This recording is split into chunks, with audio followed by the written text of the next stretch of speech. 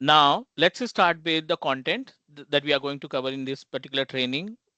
ये है अपने पास लाइक एज प्रीरिक्विजिट एक बंदे को जो एडमिनिस्ट्रेटर का टास्क या एडमिनिस्ट्रेटर अपने आप को प्रेजेंट करना चाहता है, उसके पास क्या चीजें पहले से होनी चाहिए, कौन कौन से टॉपिक उसके पास पहले से होने चाहिए। बेसिक ऑपरेटिंग सिस्टम की नॉलेज होनी चाहिए, सर्वर ऑपरेटिंग सिस्टम हो गया, क्लाइंट ऑपरेटिंग सिस्टम हो गया, लिनक्स मशीन होगी, थोड़ा बहुत मैक का आइडिया है तो बहुत अच्छी बात है, क्योंकि पोर्टल हैंडल करने के लिए मैक की भी रिक्वायरमेंट पड़ सकती है। नेटवर्किंग के बारे में आपको बेसिक अंडरस्टैंडिंग होनी चाहिए, जैसे कि आईपी एड्रेस क्या होता है, क्लासेस क्या होती हैं, रेंज वर्चुअल वर्जन क्या होते हैं आईपी एड्रेस के, रेंज क्या होती है पब्लिक प्राइवेट आईपी एड्रेस की, उसके बारे में आइडिया होना चाहिए, नेट और पैट का आइडिया होना चाहिए।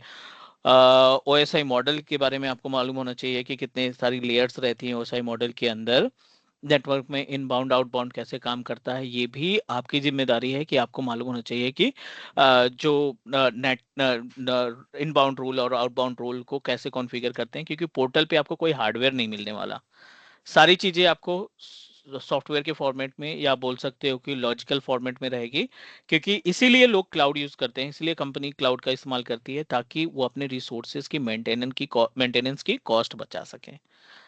हमें ना मॉनिटर करने की जरूरत, सॉरी मॉनिटर करने की जरूरत है, बट हार्डवेयर से रिलेटेड हमें कोई टेक केयर करने की जरूरत नहीं है। हार्डवेयर में हीटिंग की, कूलिंग की, या उसमें कोई डस्टिंग की, ऐसी कोई एक्टिविटी नहीं परफॉर्म करेंगे, क्योंकि ये सब ऑन प्रोमाइसेस के काम है। एडमिन का काम करने जा रहे हैं तो सर्वर की इंपॉर्टेंस है, क्योंकि बिना सर्वर के आप कंट्रोल नहीं कर सकते हैं किसी भी सर्विस को।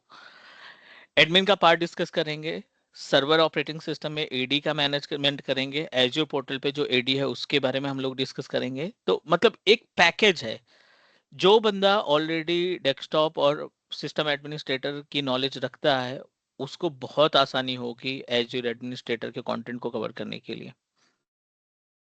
एज्योर क्या देगा आपको अपनी तरफ से, डे वन है, बेसिक आइडिया है, बहुत ज्यादा कुछ नॉलेज नहीं है, लेकिन एज्योर कहता है कि अगर आप हमारा ये कंटेंट कवर करते हो, हमारे AG104 का सर्टिफिकेशन कंप्लीट करते हो, तो आपको पावर सेल की नॉलेज हो जाएगी, आपको CLI की नॉलेज हो जाएगी, एज्योर पोर्टल की नॉलेज हो जाएगी, रिसोर्स ग्रुप की मैनेज करने की नॉलेज हो जाएगी, टेम्पलेट के जरिए कैसे सर्विसेज को मैनेज करते हो, ARM बोलते हैं जिसको, और माइक्रोसॉफ्ट इंट्रा एडमिन सेंटर, जो पहले एज्योर एडी था उसी का नाम बदल करके इन्होंने माइक्रोसॉफ्ट इंट्रा आईडी दे दिया है। मतलब कोई कहता है इंटरव्यूअर कि what is Microsoft intra ID, तो जो पार्ट हम एज्योर एडी के साथ डिस्क्राइब करते थे वही पार्ट हम उसको गाइड करेंगे इन case of Microsoft intra ID. अब आते हैं मेन टॉपिक पे, स्किल्स जो हम कवर करने वाले हैं, ये टोटल 5 मॉड्यूल में डिवाइड किए गए हैं और सेग्रीगेट करके रखना है, हमें खिचड़ी नहीं पकानी है। पहले मॉड्यूल में अगर ये बोल रहा है कि आइडेंटिटी एंड गवर्नेंस सीखना है, तो मतलब पूरा कंप्लीट आप एक पोर्टल को कैसे हैंडल करेंगे वो सारी चीजें आपको होनी चाहिए। अच्छा खासा क्वेश्चन इसमें से आता है, 20 से 25% क्वेश्चन आपके फाइनल एग्जामिनेशन में इस वाले मॉड्यूल से आएंगे। स्टोरेज का पार्ट 15 से 20% आपको हेल्प करेगा एग्जामिनेशन क्लियर करने में और इंटरव्यू क्लियर करने में।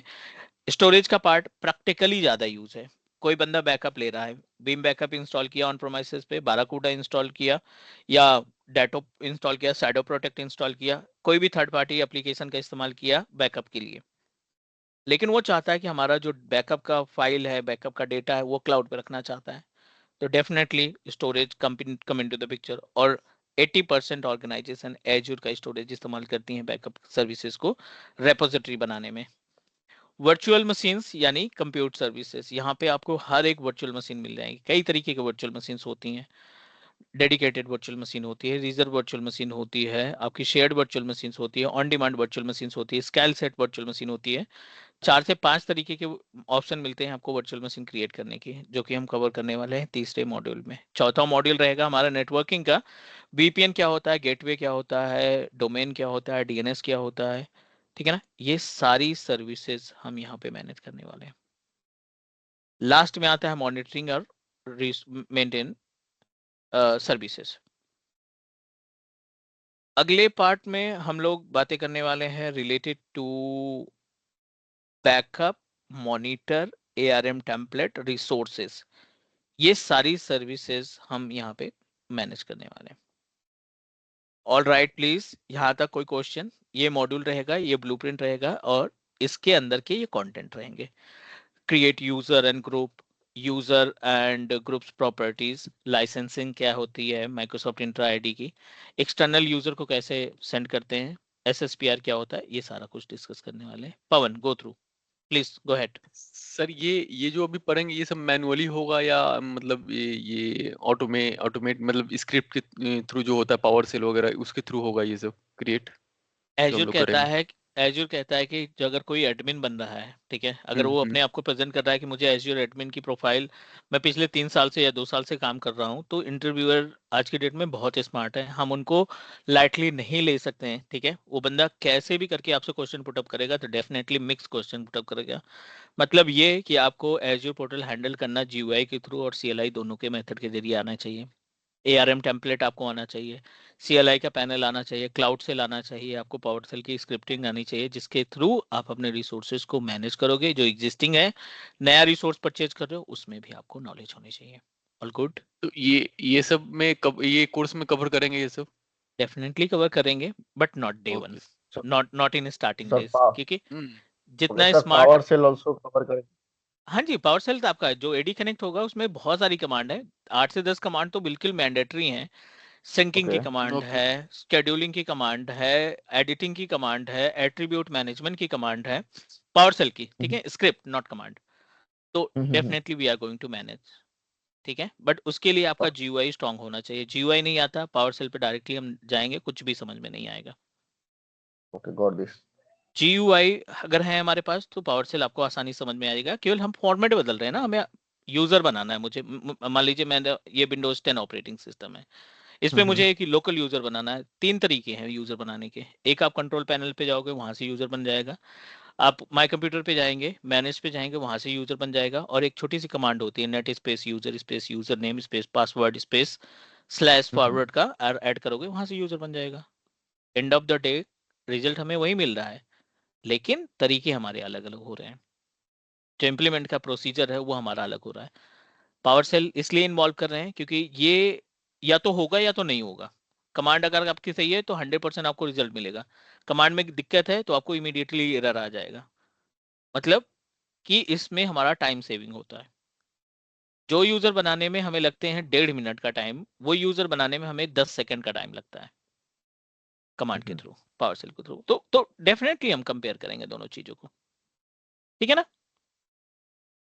तो पावर ले सेल आप सर लर्न भी कराओगे, लाइक कैसे यूज करना है, क्या करना है उसको? बिना उसके पॉसिबल ही नहीं ना, बिना उसके ओके। पॉसिबल ही नहीं है। जब तक अगर हम आपको गाइड नहीं करेंगे, अपने ऑन प्रेमाइसेस सर्विसेज को कनेक्ट नहीं करेंगे, एज्योर से पावर सेल को कनेक्ट नहीं करेंगे, हम कोई हम्म। भी कमांड एग्जीक्यूट करेंगे उसका काम ही नहीं होगा। तो okay. I give you the list, आपको नोट्स बनाने हैं। नोट्स में आप वो इंपॉर्टेंट कमांड्स, स्टोरेज की कमांड अलग जाएगी, बैकअप की कमांड अलग जाएगी, वर्चुअल मशीन्स की कमांड अलग जाएगी, कोई डोमेन, कोई यूजर है माइक्रोसॉफ्ट इंटर आईडी का, उसकी कमांड अलग जाएगी। तो कैटेगरी वाइज हम पढ़ेंगे, कैटेगरी वाइज ओके। हम अपनी कमांड को डिवाइड करेंगे, ताकि लाइक हमें कोई प्रॉब्लम ना हो आने वाले टाइम पे। और आप रिज्यूमे में भी मेंशन करोगे, I have much idea about handling Microsoft Entra ID with the help of GUI and PowerShell as well. तो थोड़ा सा इंपैक्ट पड़ता है, कॉलिंग आपके पास आना स्टार्ट हो जाएगी ज्यादा। ठीक है। और एक और छोटी सी रिक्वेस्ट है, ग्लोबल सर्टिफिकेशन कर लेना, भले से थोड़ा सा टाइम बचा लो, बहुत कॉस्टली नहीं है। 4,800 का वाउचर है, मैं कोशिश करूंगा कि उस पर भी 50% डिस्काउंट आपको दिला दूं। IMMCT माइक्रोसॉफ्ट सर्टिफाइड ट्रेनर, अगर आप मेरी आईडी से बुक करवाओगे तो आपको मे बी कि 50% का डिस्काउंट मिल जाएगा। तो 25-2600 रुपए का या 2200 रुपए के आसपास का आपको वाउचर मिल जाएगा। एग्जाम खुद देना, किसी से करवाना मत, क्योंकि आज की डेट में मार्केट में बहुत सारे बंदे हैं जो आपसे बोलेंगे 2,000-1,000 रुपए एक्स्ट्रा दे दो, एग्जाम आपका क्लियर कर देंगे। ऐसा मत करना, अदरवाइज आपके कोर्सेज का कोई फायदा नहीं निकलेगा। अगर हमें केवल सर्टिफिकेट लेना है तो हम 2,000 रुपए एक्स्ट्रा दे करके कर सकते हैं। प्लीज ट्राई, एक अटेम्प्ट तो आप अपनी तरफ से देना, बाकी आइडिया लग जाएगा कि आपको कितनी नॉलेज है। सर ठीक है, मैंने ये दिया था और 1 साल पहले मेरा क्लियर भी हुआ था, तो वो तो एक्सपायर हो गया, तो वो तो यूज मतलब काम नहीं करेगा ना अब? नहीं भाई, यही तो गलती करते हैं ना लोग, जो है थोड़ी सी लैक ऑफ नॉलेज की वजह से अपने सर्टिफिकेशन कर देते हैं और बाद में बोलते हैं एक्सपायर हो गया। कभी एक्सपायर नहीं होता। जो वैलिडिटी होती है उसके पहले से आपके पास मेल आना स्टार्ट हो जाती है कि हाँ, मिल आपका तो आ जो गई। सर्टिफिकेशन है इतने दिन में एक्सपायर हो जाएगा, प्लीज रिन्यू इट। 10 क्वेश्चन पूछता है ये, केवल सिर्फ 10 क्वेश्चन इसी के से रिन्यू रिलेटेड। करने के लिए? उसमें से 7 क्वेश्चन आपका सही होना चाहिए। अच्छा, आप मैंने अपने तो किया नहीं। MSID पे उस पे जाएंगे जहाँ पे आपका ट्रांसक्रिप्ट वगैरह आता है ना, जहाँ पे सर्टिफिकेशन की डिटेल आती हम्म। है, जहाँ पे MSID फाइंड करते हैं, उस वाली ईमेल को लॉगिन करना। उस लॉगिन करने के बाद वो उस पर रिन्यू पे जाना, नेक्स्ट करना, 10 क्वेश्चन पुटअप करेगा, 7 क्वेश्चन का रिप्लाई अगर आपने सही से दे दिया, इमीडिएटली वो रिन्यू कर देगा। 24 घंटे के अंदर आपका नया सर्टिफिकेट जनरेट होकर के नई वैलिडिटी के साथ आ जाएगा। मैंने तो किया नहीं सर। तो टाइम ओवर हो गया ना फिर वो, क्योंकि बहुत हम्म। ज्यादा टाइम देता नहीं। चलो कोई नहीं, अभी तो आइडिया लग गया। और दूसरा हम्म। सर्टिफिकेट आपको दूसरा कब करना पड़ेगा, क्योंकि मैंने जब एग्जाम दिया था, मैंने 3 एग्जाम दिए हैं इसके एज्योर एडमिनिस्ट्रेटर के। 2017 में मैंने पहला एग्जाम दिया था एज्योर एडमिनिस्ट्रेटर का, जिस उस टाइम पे इसका नाम बिल्कुल अलग था, 3 सर्टिफिकेशन होते थे, ठीक है। 70433, 70435, 70434 ऐसे करके एग्जाम होते थे। अभी एजी आ गया, और एजी में भी चेंज हुआ है। पहले ये जो एजी 104 देख रहे हैं ना, पहले एजी 103 था। ओके। आने वाले टाइम पे अगर इन्होंने सर्टिफिकेट नेम बदला, तब आपको एग्जाम देने पड़ेंगे। अगर नेम नहीं बदला, इसी को कंटिन्यू करते जा रहे हैं, ठीक है, तो आपको केवल सिर्फ रिन्यू कराना पड़ेगा 3 साल, 4 साल, 5 साल, जब तक नाम नहीं बदलता आप उसी सर्टिफिकेशन पे कंटिन्यू कर सकते हो, उसी बैच को यूज कर सकते हैं, उसी सर्टिफिकेट को किसी कंपनी में लगा सकते हैं। Clear? Got this. This is all about the topics that we are going to cover. और यहाँ पे हम अपने हिसाब से कस्टमाइज कर सकते हैं। हम नहीं चाहते हैं कि डे 1 से आपको प्रॉब्लम हो कि 80 पे डायरेक्टली स्टार्ट कर दिया या बैकअप पे स्टार्ट कर दिया। जो आपको लगेगा नहीं इस पे हम कंफर्टेबल हैं, स्टोरेज का पार्ट आपको लग रहा है कि स्टोरेज से स्टार्ट कर सकते हैं, या कंप्यूटर से स्टार्ट कर सकते हैं, या नेटवर्क से स्टार्ट कर सकते हैं, कंटेंट यही रहेंगे, कंटेंट यही रहेंगे, बट हम मॉड्यूल अपने अकॉर्डिंग डिसाइड करेंगे। Is that okay? Yes sir.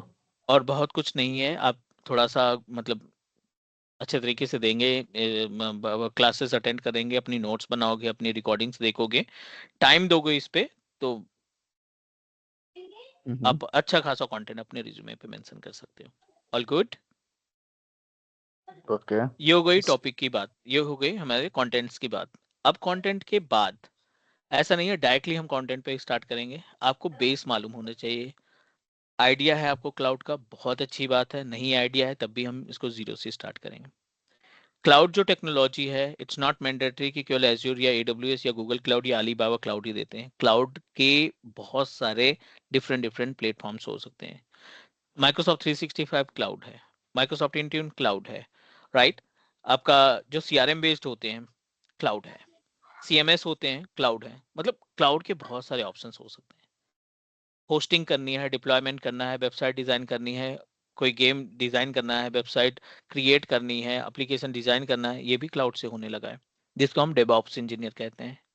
DevOps क्या होता है? डेवलपर प्लस ऑपरेशन, मतलब बिना ऑपरेशन इंजीनियर के डेवलपर कुछ नहीं कर सकते। तो this is a separate part that we are going to discuss one by one. पहले हम जीरो से स्टार्ट करते हैं ताकि हमारी चीजें जो है आसानी से क्लियर हो सके। मॉड्यूल क्लियर है, बट अभी स्टार्टिंग के हाफ एन आवर हम बेस समझने की कोशिश करते हैं कि एज्योर कंटेंट के को स्टार्ट करने के पहले क्या क्या चीजें हमें आनी चाहिए। तो I am going to create a list, जो लिस्ट कभी कोई डॉक्यूमेंट में नहीं रहेगी, क्योंकि एज पर माई एक्सपीरियंस जो बेस होता है वो हम आपके साथ शेयर करने वाले हैं। इंट्रोडक्शन में क्या क्या पॉइंट आपको रटना है, नॉट रटना है, कौन कौन सी चीजें आपको मालूम होनी चाहिए। जैसे व्हाट इज क्लाउड, जो आज की डेट में सबको आता है, बट हम उसको अलाइन करके डिस्क्राइब नहीं कर पाते हैं। क्लाउड की जब भी बात करते हैं, because I am taking multiple workshop and seminar in reputed organization like IIT Delhi हो गया, MIT यूनिवर्सिटी हो गई, आपका सादा यूनिवर्सिटी हो गई, अब्दुल कलाम यूनिवर्सिटी हो गई। यहाँ पे जब जब भी हम क्वेश्चन पुट अप करते हैं ना, व्हाट इज क्लाउड, सिंपल सा फंडा रहता है, गूगल ड्राइव क्लाउड है, आई क्लाउड क्लाउड है, लाइक दैट। हम जहाँ पे स्टोरेज रख सकते हैं वही हमारा क्लाउड है, विच इज रॉन्ग। आप एग्जाम्पल बता रहे हो, आप क्लाउड नहीं डिस्क्राइब कर रहे हो, ये एग्जाम्पल होता है, ये क्लाउड का एग्जाम्पल है, और उसमें एक बहुत छोटा सा टॉपिक आप बता रहे हो। We are going to change our our concept regarding cloud. Google Drive बताने से पहले या वन ड्राइव बताने के पहले we need to go through कि और क्लाउड क्या कर सकता है। दूसरा, pillars of cloud computing, pillars of cloud technology, not computing. Pillars of cloud technology में कई सारे पॉइंट्स होते हैं, वो हम डिस्कस करने वाले हैं। दूसरा उसके बाद regions and zone. Region and zones के बाद हम लोग डिस्कस करने वाले हैं अबाउट डेटा सेंटर्स। जो क्लाउड ने डेटा सेंटर इस्टेब्लिश किए हैं ना, उन डेटा सेंटर्स के बारे में बात करेंगे। नंबर नेक्स्ट, डेटा सेंटर के बाद एज्यूर है तो डेफिनेटली हम बात करने वाले हैं एज्यूर सब्सक्रिप्शन के बारे में। कैसे हम सब्सक्रिप्शन को लेते हैं, कैसे परचेज करते हैं, वो होगा। फिर होगा cost management, MGMT, cost management के बारे में बात करेंगे। After that, once you complete the part of cost management, we are going to discuss about marketplace. Azure portal को ओपन करते ही आपको मार्केट प्लेस का ऑप्शन मिल जाएगा। नंबर नेक्स्ट, मार्केट प्लेस के अलावा आपके पास रहेगा resource group. Resource group, then we are going to discuss about management group. दोनों अलग हैं, resource group and management group. फिर हम बात करेंगे concept of auto scaling. Concept of auto scaling, ये आपके कंटेंट के अलावा है। कंटेंट तो है ही है, बट ये हमारा बेस है। अगर हमारी ये चीजें क्लियर रहेंगी तो जो कंटेंट की आप बात कर रहे हैं कि हाँ ठीक है, हमें ये मॉड्यूल स्टार्ट करना है, ये मॉड्यूल स्टार्ट करना है, डायरेक्टली हम मॉड्यूल नहीं स्टार्ट करेंगे जब हमें बेस नहीं पता रहेगा। ठीक है। ऑटो स्केलिंग हर सर्विसेज के लिए रहती है, नेटवर्क के लिए होती है, वर्चुअल मशीन के लिए होती है, डेटाबेस के लिए होती है, एप्लीकेशन होस्टिंग के लिए होती है। कोई भी सर्विस आप क्लाउड पे ले रहे हैं उसमें ऑटो स्केलिंग को हम अटैच करेंगे ताकि हम हाई अवेलेबिलिटी प्रोवाइड कर सकें अपने क्लाइंट को, zero down time, 99% of fault tolerance, 99.999% of fault tolerance. ये हम कब इंक्रीज कर पाएंगे, जब हमारे पास नॉलेज रहेगी कि भाई ऑटो स्केलिंग और डिजास्टर रिकवरी जैसी चीजें भी हमारे पास होटल पे अवेलेबल है। अब ये जो मैंने पॉइंट लिखे हैं ना 10, आप एक बार अपना एक्सपीरियंस, अपनी नॉलेज शेयर करो और लेट मी नो अबाउट कि इसमें कितने पॉइंट का नाम आपने सुना था और कितने पॉइंट आपको आते हैं। जो भी आते हैं, जो भी अभी तक आप कंटिन्यू कर रहे हो, वही बता दो मेरे को। That's it, that I can modify, कि भाई क्या मॉडिफाई करने की जरूरत है ना। So can you please just let me know one by one. कुछ For भी cloud, आप we बता can दो। say that we can access anything from anywhere, like that. What types of activity that you can access from Uh, anywhere and at any time? like a VM machine, storage, any service. हम्म। और any कुछ any resources, internet से any कोई भी resources अपन जो use करेंगे, किसी भी company, ऐसी कोई कंपनी जो भी ये रिसोर्स अपनों को ओवर द इंटरनेट प्रोवाइड करेगी, तो जिसमें हमें हार्डवेयर मैनेज करने की उसकी झंझट नहीं रहेगी, तो उसको अपन बोल सकते हैं cloud. It also cost effective. हाँ जी। Okay cool. अगर आप कह रहे हैं कि कई सारी सर्विसेज हम एक्सेस कर सकते हैं, हार्डवेयर मैनेज की जरूरत नहीं जैसे पड़ेगी। डेटाबेस हो गया, रिसोर्स हो गए, सर्वर हो गए, ओवर द इंटरनेट यूज करें, और उसमें जो उसके अंडरलाइन जो हार्डवेयर होगा उसके मैनेज करने के लिए हमें उसको वेंडर मैनेज करेगा, उसको मैनेज करना पड़ेगा। मतलब हम सारी चीजें मैनेज कर सकते हैं जो अभी तक हम ऑन प्रोमाइसेस या VMware वर्चुअलाइजेशन के थ्रू मैनेज करते थे, अब क्लाउड पे हम परचेज करेंगे, रेंट पे लेंगे। और मतलब जब तक जरूरत रहेगी तब तक हम उसका रेंट पे करेंगे। अगर हमें नीड नहीं है, हमारा प्रोजेक्ट गया, प्रोजेक्ट हमने देन वी कैन डिलीट और रिमूव इट। यस। तो कॉस्टिंग बच जाएगी। हम किसी एक पर्टिकुलर प्रोजेक्ट के लिए, हमें 50,000 का प्रोजेक्ट मिला है जिसमें 40,000 रुपए हमें केवल सर्वर खरीदने पे लग रहे हैं। 3 महीने का प्रोजेक्ट है, 40,000 हमने सर्वर पे लगा दिए और 10,000 का हमें बेनिफिट हुआ। Think about it. रेंट पे लेंगे, 3 महीने बाद हम अपनी रिसोर्सेज को डिकमीशन कर देंगे। I am not going to continue. और इसमें बेनिफिट ये है कि जब तक आप ऑन करोगे, चलाओगे, तभी यूज करना है, अदरवाइज नहीं यूज करना है। पे एज यू गो। पे एज यू गो, जैसे इस्तेमाल करोगे वैसे आपको पेमेंट करनी पड़ेगी। Great. Sir, fill regions and zone का भी आइडिया, हाँ, रीजन एंड जोन्स क्या होता है? जैसे एजूर एजूर है, जैसे उसमें तो अलग अलग रीजन्स होते हैं, जैसे इंडिया हो गया, वेस्ट यूरोप हो गया, north America, central Canada, central India, इस तरह से। तो उसके एग्जैक्टली एक रीजन्स में बहुत सारे जोन्स होते हैं, exactly. बहुत जहाँ सारे पे वो डेटा डेटा सेंटर सेंटर रहता उन्होंने है, उसको जोन स्टैब्लिश कर बोलते हैं। रखा होगा। ग्रेट, ठीक है ठीक है ठीक है ठीक है ठीक है। डेटा सब्सक्रिप्शन क्या होते हैं? एज्योर सब्सक्रिप्शन या क्लाउड सब्सक्रिप्शन, कोई भी सब्सक्रिप्शन की बात करें। सब्सक्रिप्शन में जो अपन उसके प्रोफाइल बना के जो अपन उसको यूज करते हैं, उसमें अलग अलग एक सब्सक्रिप्शन में बहुत सारे टीनेंट्स आते हैं। उस एक टीनेंट्स में फिर जैसे अलग अलग रिसोर्स ग्रुप वगैरह आते हैं, हाँ जी, तो ऐसे ऐसे बहुत सारे सब्सक्रिप्शन ले सकते हैं। अपने अकॉर्डिंग अपनी रिक्वायरमेंट के हिसाब से हम अलग अलग सब्सक्रिप्शन परचेज कर सकते हैं। Is that correct? जो भी सर्विसेज हम यूज कर रहे हैं उसका पे करते हैं हम उसके अकॉर्डिंग। हाँ, मतलब सब्सक्रिप्शन के भी है पे हमें पेमेंट देना पड़ेगा, ऐसा बोल सकते हाँ। हैं। चलिए, क्लियर। कॉस्ट मैनेजमेंट डेफिनेटली वो यूज करने के बाद ही समझ में आएगा कि कॉस्ट मैनेजमेंट कैसे करते हैं। मार्केट प्लेस एक ऐसा प्लेस है जहाँ पे आप मोर सारी देन इमेजेस वगैरह रहती 15,000 services available on market place. 15,000 से भी ज्यादा सर्विसेज हमें मार्केट प्लेस पे मिल जाएंगे। ठीक है, रिसोर्स ग्रुप हो गया, मैनेजमेंट ग्रुप हो ये गया, और मार्केट प्लेस एक्चुअली सर थोड़ा नहीं समझ आया क्या होता है ये। मार्केट अभी तो स्टार्ट कर रहे हैं। मार्केट प्लेस क्या है? ओके, बेसिकली मार्केट प्लेस जैसे शॉपिंग मॉल है, हमें अपनी जरूरत की सारी चीजें एक शॉपिंग मॉल में मिल जाती है। क्लॉथिंग है, स्लीपर्स है, शूज हैं, है ना, या घर का सामान है, सारा कुछ मिल जाएगा। तो market place is also a type of shopping mall for cloud provider. Cloud पे ओके। जाएंगे, मुझे फायरवॉल चाहिए, 40 गेट का फायरवॉल चाहिए। बजट नहीं है मेरा हार्डवेयर खरीदने का। 40,000 रुपए का फायरवॉल पड़ता है, 50,000 के आसपास का फायरवॉल पड़ता है, 40 गेट 40 नेट, और मुझे सीखना है। But I am ready to pay rent कि 10 रुपए पर आवर पड़ेगा, चलेगा। मैं 2 घंटे दिन का काम करूंगा, हफ्ते में 2 बारी 3 बारी उसको यूज करूंगा, तो टोटल मिला के 1,000 से 1,500 के बीच में पूरा महीना मेरा निकल जाएगा प्रैक्टिस के लिए, और ओरिजिनल फायरवॉल मिलेगा सिस्को का। सो फायरवॉल भी हम खरीद सकते हैं, यहाँ पे रेंट पे ले सकते हैं, नॉट खरीद सकते हैं। डेटाबेस आपको चाहिए कि आपको नहीं, ठीक है, थोड़ा सिक्वल पे काम करना है, माइक्रोसॉफ्ट सिक्वल पे काम करना है, ओरेकल पे काम करना है, और अरोरा डीबी पे काम करना है, तो ये सर्विसेज भी आपको यहाँ पे मिल जाएगी। जो कुछ आपको चाहिए, आपको सिर्फ नाम बताना है मार्केट प्लेस, क्योंकि मैं ना ये ढूंढ रहा था। एज्यूर आपको एनी हाउ प्रोवाइड करेगा, नहीं है तो ये कोशिश करेगा कि आने वाले टाइम पे आपको प्रोवाइड करे।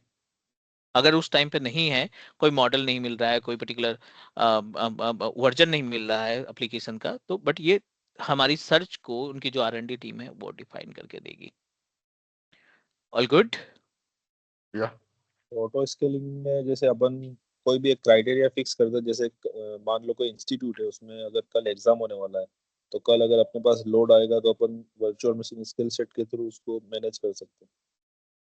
तो उसमें क्राइटेरिया सेट कर देते हैं अपन, इतने सीपीयू से इतने सीपीयू के बीच में अपनों को जरूरत रहेगी, और उस टाइम भी ऑटोमेटिक वो इंस्टेंस बनते रहते मिनिमम मैक्सिमम, राइट? हैं। हाँ ठीक है। मैंने अभी ई कॉमर्स की वेबसाइट, अपना बिजनेस स्टार्ट किया, ठीक है, हमने बिजनेस स्टार्ट किया ई कॉमर्स का, कि भाई चलो ठीक है, कुछ ई कॉमर्स वगैरह की साइट्स पे करते हैं।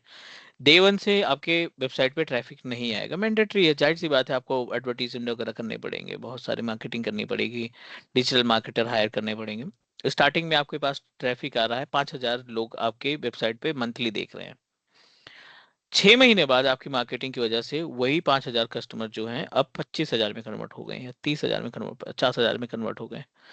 अब जितने नंबर ऑफ कस्टमर्स बढ़ेंगे, आपके सिस्टम पे वर्कलोड बढ़ेगा, क्योंकि डेफिनेटली हमारी जो वेबसाइट है वो किसी न किसी सिस्टम पे लगी है, चाहे वो वर्चुअल मशीन हो, चाहे क्लाउड मशीन हो, चाहे ऑन प्रोमाइसिस मशीन हो। रिसोर्सेस यूटिलाइजेशन बढ़ेंगे, रिसोर्सेस आपके बढ़ते जाएंगे जैसे जैसे वर्कलोड बढ़ेगा। All good? So auto scaling will help you in case of, अगर आपको लगता है कि हमारा सीपीयू यूटिलाइजेशन बढ़ रहा है, तो हमें मॉनिटर करने की बस अलर्ट लगा देना है कि ठीक है, 90% या 80% पे हमारा अगर गया सीपीयू यूटिलाइजेशन, तो ये ऑटोमेटिक वहां पे मशीनों को ऐड कर देगा या हार्डवेयर को ऐड कर देगा। ठीक है, प्रैक्टिकली इनको आप कंपेयर करके चलना, सारी चीजें समझ में आएंगी। एक सर्वरलेस भी हमने यहाँ पे ऐड कर दिया। सर्वरलेस का भी काफी काफी यूटिलाइजेशन है। आपने नाम सुना होगा, बहुत सारे एप्लीकेशंस का नाम सुना होगा। अगर हम AWS की बात करें, लैम्डा फंक्शन का नाम सुना होगा, लैम्डा करके एक फंक्शन होता है। एज्यूर पे ARM टेम्पलेट होता है, एज्यूर पे एज्यूर पे एज्यूर वेब एप्लीकेशन सर्विस होती है, AWS पे बिन स्टैक होती है। ये सारी चीजें जो हैं सर्वरलेस कंप्यूटिंग को रिप्रेजेंट करती है। ये सारी सर्विसेज सर्वरलेस के एग्जाम्पल में हम इसका इस्तेमाल करते हैं। लेकिन सर इसमें सिर्फ स्टैटिक वेबसाइट ही होस्ट कर सकते हैं ना? No no no, we can also set the dynamic website ना। स्टैटिक वेबसाइट आप स्टोरेज अकाउंट से कर दो, स्टोरेज अकाउंट से स्टैटिक वेबसाइट हो जाती है। अगर आपको डायनेमिक वेबसाइट चाहिए, proper e commerce website run करनी है डेटाबेस के साथ, तो आप एजूर एप्लीकेशन को यूज करो ना। कंप्यूट में हम डिस्कस करेंगे, इवन आपको प्रैक्टिकली भी दिखाएंगे। मेरे पास एक डॉटनेट की वेबसाइट है, उस डॉटनेट की वेबसाइट को हम होस्ट करेंगे वर्ल्ड वाइड अपने डोमेन को ऐड करके। All right please. सो आगे बढ़ते हैं यहाँ पे और एक एक पॉइंट को यहाँ पे क्लियर करने का काम करते हैं। दिस इज डे 1, तो हम बिल्कुल बेस से स्टार्ट करते हैं ताकि आपको चीजें समझ में आए। क्लाउड कंप्यूटिंग को नए तरीके से हम समझने की कोशिश कर रहे हैं, not only with example in the sense कि जो क्लाउड टेक्नोलॉजी है या क्लाउड कंप्यूटिंग है, इसमें सिर्फ इतने से काम नहीं चलेगा कि आपने बता दिया गूगल ड्राइव है वो क्लाउड टेक्नोलॉजी है, वो क्लाउड कंप्यूटिंग है, इसमें आप डेटा स्टोर कर सकते हैं। नहीं, ये आप एग्जाम्पल बता रहे हो, not a proper cloud computing. Cloud computing वो प्लेटफॉर्म है जहां से आप सारी सर्विसेज को हैंडल कर सकते हो। डेटा स्टोर करना बहुत छोटी सी बात है, डेटाबेस बनाना छोटी बात है, वर्चुअल मशीन क्रिएट करना बहुत छोटी सी बात है, और जो हम प्रोडक्शन एनवायरनमेंट में इस्तेमाल करते हैं, जो बड़े बड़े प्रोजेक्ट में इस्तेमाल करते हैं, उनके बारे में बात करेंगे। क्लाउड कंप्यूटिंग बेसिकली कैटेगराइज इन 2 डिफरेंट पार्ट। इसको हम 2 पार्ट में कैटेगराइज कर लेते हैं, ठीक है ना। क्लाउड टेक्नोलॉजी को हम 2 पार्ट में कैटेगराइज कर लेते हैं। एक हमारा जो रहेगा which is related to the type of services.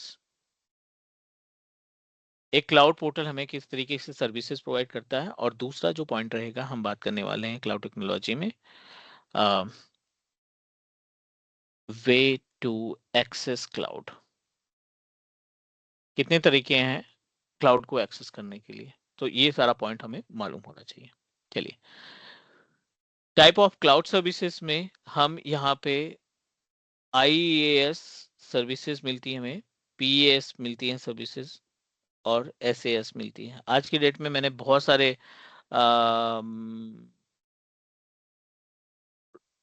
JD देखा है, बहुत सारे जॉब डिस्क्रिप्शन मैंने देखा है, उसमें बहुत सारा कुछ नहीं मेंशन करते हैं। वो सिर्फ एक पार्ट मेंशन कर दिया है कि बंदे को IAS और PAS के नॉलेज होनी चाहिए, सिंपल। तो अगर हमें आइडिया होगा IAS एंड PAS का, तभी डेफिनेटली हम उसको डिस्क्राइब कर सकते हैं कि यार ये सर्विसेज मांग रहा है क्लाइंट। हमें पता होगा कि ये सर्विस हमारी पैस सर्विसेज में आती है, तभी हम उसको कंप्लीट कर पाएंगे ना, तभी हम उसको लाइक एज उनके रिसोर्सेज को इस्तेमाल उनके पोर्टल को मैनेज कर पाएंगे। वे टू एक्सेस में आप बोल सकते हो, वे टू एक्सेस का मतलब ये है कि आपको मिलता है एक पब्लिक क्लाउड प्लेटफॉर्म, एक प्राइवेट क्लाउड प्लेटफॉर्म, एक आपको मिलता है मल्टी क्लाउड प्लेटफॉर्म, और एक आपको मिलता है hybrid cloud platform. We should know about each and everything, हमें सारी चीजें मालूम होनी चाहिए। We should know about the actual meaning of these different types of platforms that we have. IAS से स्टार्ट करते हैं, PS की बात करेंगे, और लास्ट में सॉफ्टवेयर एज सर्विसेज की भी हम लोग डिस्कशन करेंगे, the work of software as services. Infrastructure as a service की बात करें तो इस infrastructure as a service portal भी ओपन कर लेते हैं, ताकि आपको हम प्रैक्टिकली दिखाते चलें कि कैसे portal, how it's look like. Although we are going to discuss from zero, तो उसका भी होगा, बट अभी थोड़ा सा आइडिया आपको लग जाएगा कि ये पोर्टल किस तरीके से काम करता है, ठीक है। I'm going to will also guide you about how we can get the free trial. अभी हम फ्री ट्रायल पे नहीं जाएंगे क्योंकि एक दो क्लासेस होंगी, कुछ हमारे पास कंटेंट आएंगे, then we are going to discuss about कि कैसे कॉस्ट को मैनेज करना है। अब आपके पास ये एज्योर पोर्टल दिखाई पड़ रहा है, जितने भी क्लाउड प्रोवाइडर हैं, AWS पोर्टल हो गया, गूगल क्लाउड प्लेटफॉर्म हो गया, अलीबाबा क्लाउड प्लेटफॉर्म हो गया, IBM क्लाउड हो गया, है ना, हुआई का क्लाउड प्लेटफॉर्म अपना खुद का है, हायर का क्लाउड प्लेटफॉर्म खुद का है, लेकिन सबसे अच्छा GUI जो माना गया है, ग्राफिकल इंटरफेस जो सबसे अच्छा माना गया है, वो है हमारा एज्योर का। मतलब easy to understand, easy to implement services, आसानी से आप इनको इम्प्लीमेंट कर सकते हो, आसानी से आप अपनी सर्विसेज को सेग्रीगेट कर सकते हो। स्टार्ट करते हैं बेस से। यहाँ पे आपको बहुत सारे ऑप्शन दिखाई पड़ रहे हैं। लेफ्ट पैनल पे आपको लिस्ट मिल जाती है related to the services. Containers है, कंप्यूट्स है, एआई का पार्ट इन्होंने सेग्रीगेट कर दिया। हाइब्रिड और मल्टी क्लाउड का आपको एक पैनल मिल जाएगा। आपको स्टोरेज से रिलेटेड, नेटवर्क से रिलेटेड, सिक्योरिटी से रिलेटेड, मॉनिटरिंग से रिलेटेड, बैकअप से रिलेटेड, माइग्रेशन से रिलेटेड सारे पार्ट को इन्होंने क्या कर रखा है, सेग्रीगेट कर रखा है, ताकि कस्टमर को या यूजर को या इंजीनियर को आसानी से चीजें समझ में आ जाए, आसानी से चीजों को मैनेज कर पाए। All right please. Yes yes sir. ठीक है, चलिए अब हम आ जाते हैं अपने पेज पे, पोर्टल पे आ जाते हैं और let's proceed for the concept of our IAS. कई सारे सर्विसेज हैं, मैं आपको एक छोटा सा एग्जांपल दिखाता हूँ कंप्यूट पे। आप देखिए कंप्यूट में जैसे हमने क्लिक किया, ऊपर इंफ्रास्ट्रक्चर एज ए सर्विसेज आ रही है। अवेलेबिलिटी सेट इंफ्रास्ट्रक्चर का पार्ट है। Compute fleet, host groups, image template, images, lab accounts, SSH की, edu virtual desktop, virtual machine scale set. ये जो सारी सर्विसेज हैं, ये किस कैटेगरी में आ रही है? ये इंफ्रास्ट्रक्चर एज सर्विसेज की कैटेगरीज में आ रही है। ये सारी सर्विसेज इंफ्रास्ट्रक्चर एज सर्विसेज में आ रही है। अब आपको कैसे सेग्रीगेट करना होगा? अभी तो इन्होंने मेंशन कर दिया, थोड़ा सा चीजें आसान कर दी, बट एक कोई ऐसी सर्विस है जिसमें लिस्ट नहीं दी गई कि ये इंफ्रा है या पैस है या सैस है, उनको कैसे आप आइडेंटिफाई कर पाएंगे?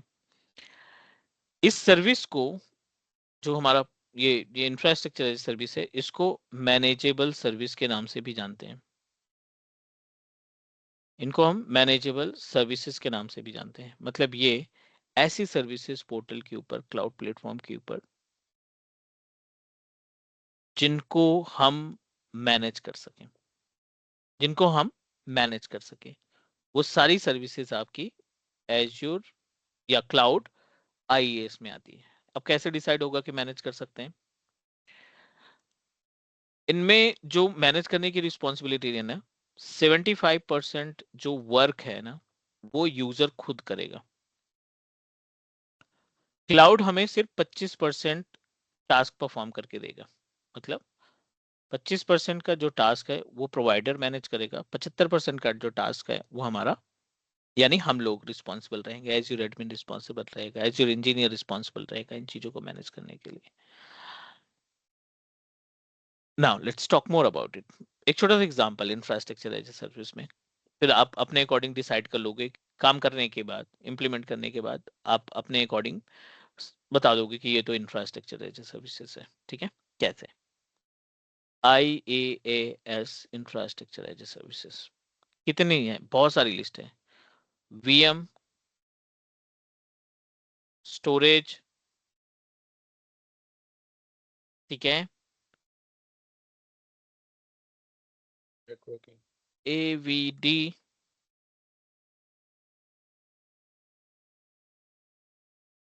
VNet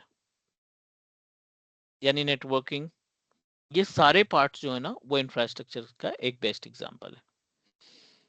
ठीक है, अब कैसे ये डिसाइड होगा? मान लीजिए आपने एक वर्चुअल मशीन क्रिएट किया, डे 1 आपने वर्चुअल मशीन क्रिएट किया, इसमें आपने रैम दे दी 4 GB की, CPU आपने दे दिया 2 कोर CPU दे दिया आपने, 120 GB की HDD दे दी, हार्ड डिस्क दे दिया, और विंडोज का सर्वर 2016 दे दिया। सब कुछ ओके है, सारा कुछ सही तरीके से चल रहा था, everything is fine. But unfortunately after 6 after few weeks, 2-3 हफ्ते बाद, आपको रियलाइज हुआ कि ये हार्डवेयर कॉन्फ़िगरेशन हमारे लिए इनफ नहीं है। राइट, 4 GB रैम नहीं चल पा रहा है, 2 कोर प्रोसेसर से हमारा काम नहीं हो पा रहा है। I am not able to store my data in just 120 GB of storage. ऐसी सिचुएशन में एज्योर आपको बोलेगा, you are the owner of this machine, you are the owner of portal, so आप अपने अकॉर्डिंग, राइट, रैम को 4 GB से 8 GB, processor को 2 core से 6 कोर, हार्ड डिस्क को 120 GB से लेकर के 500 GB 1 TB जितना आप चाहते हो, या विंडोज ऑपरेटिंग सिस्टम आपको अपग्रेड करना है, ये सारा काम आप खुद से करोगे। Manage by user always, manage by us always. तो वो केवल आपको ऑप्शन बता देगा कि ये मेरे पास रैम की लिस्ट हुई और ये इसका कॉस्ट हुआ, do you want to change it, change हमें ही करना पड़ेगा। एज इट इज नेटवर्किंग में स्टोरेज आपने स्टार्ट किया 1 TB से, आगे जाके 5 TB की जरूरत हो गई, 10 TB की जरूरत हो गई, तो आप उसी स्टोरेज को मॉडिफाई कर सकते हो। एज वर्चुअल डेस्कटॉप आप डिसाइड करोगे किस तरीके से आप मैनेज करना है एज वर्चुअल डेस्कटॉप को। जितनी चीजें आप अपने हिसाब से मैनेज करोगे वो आपका कंसीडर करेगा। कोई भी रिसोर्स हो, कोई भी सर्विस हो, अगर आप उसमें अपनी तरफ से चीजें चेंज कर पा रहे हो, मॉडिफाई कर पा रहे हो, तो वो इंफ्रास्ट्रक्चर एज ए सर्विसेज का पार्ट हो गया। All good? Yes sir. चलिए नेक्स्ट प्रोसीड करते हैं। ये इंफ्रास्ट्रक्चर एज ए सर्विसेज हो गई। अब बात करते हैं प्लेटफॉर्म एज ए सर्विसेज में। जस्ट अपोजिट है इसका काम। प्लेटफॉर्म एज ए सर्विसेज को बोला जाता है अनमैनेजेबल सर्विस। इसको हम बोलते हैं अनमैनेजेबल सर्विसेज। अब अनमैनेजेबल सर्विसेज का मतलब ये है 25% टास्क जो है यूजर परफॉर्म करेगा अभी, और 75% क्लाउड बोलेगा I can take care, I will take care. ये क्लाउड प्रोवाइडर की जिम्मेदारी हो जाएगी। बहुत सारे एग्जांपल हैं, मैं आपको दोनों को सर कंपेयर यहाँ पे करके देखिए। यूजर जो है वो एडमिनिस्ट्रेटर हुआ, राइट? रूट एजुअर अकाउंट होगा ना, एडमिनिस्ट्रेटर। डेफिनेटली रूट अकाउंट होगा। ओके। PAAS, ठीक है। यहाँ पे हम प्लेटफॉर्म एज ए सर्विसेज को कंपेयर करने वाले हैं। In case of platform as a services क्या क्या चीजें आपके पास होनी चाहिए? ठीक है, बहुत सारे एग्जांपल हैं, जैसे Azure SQL,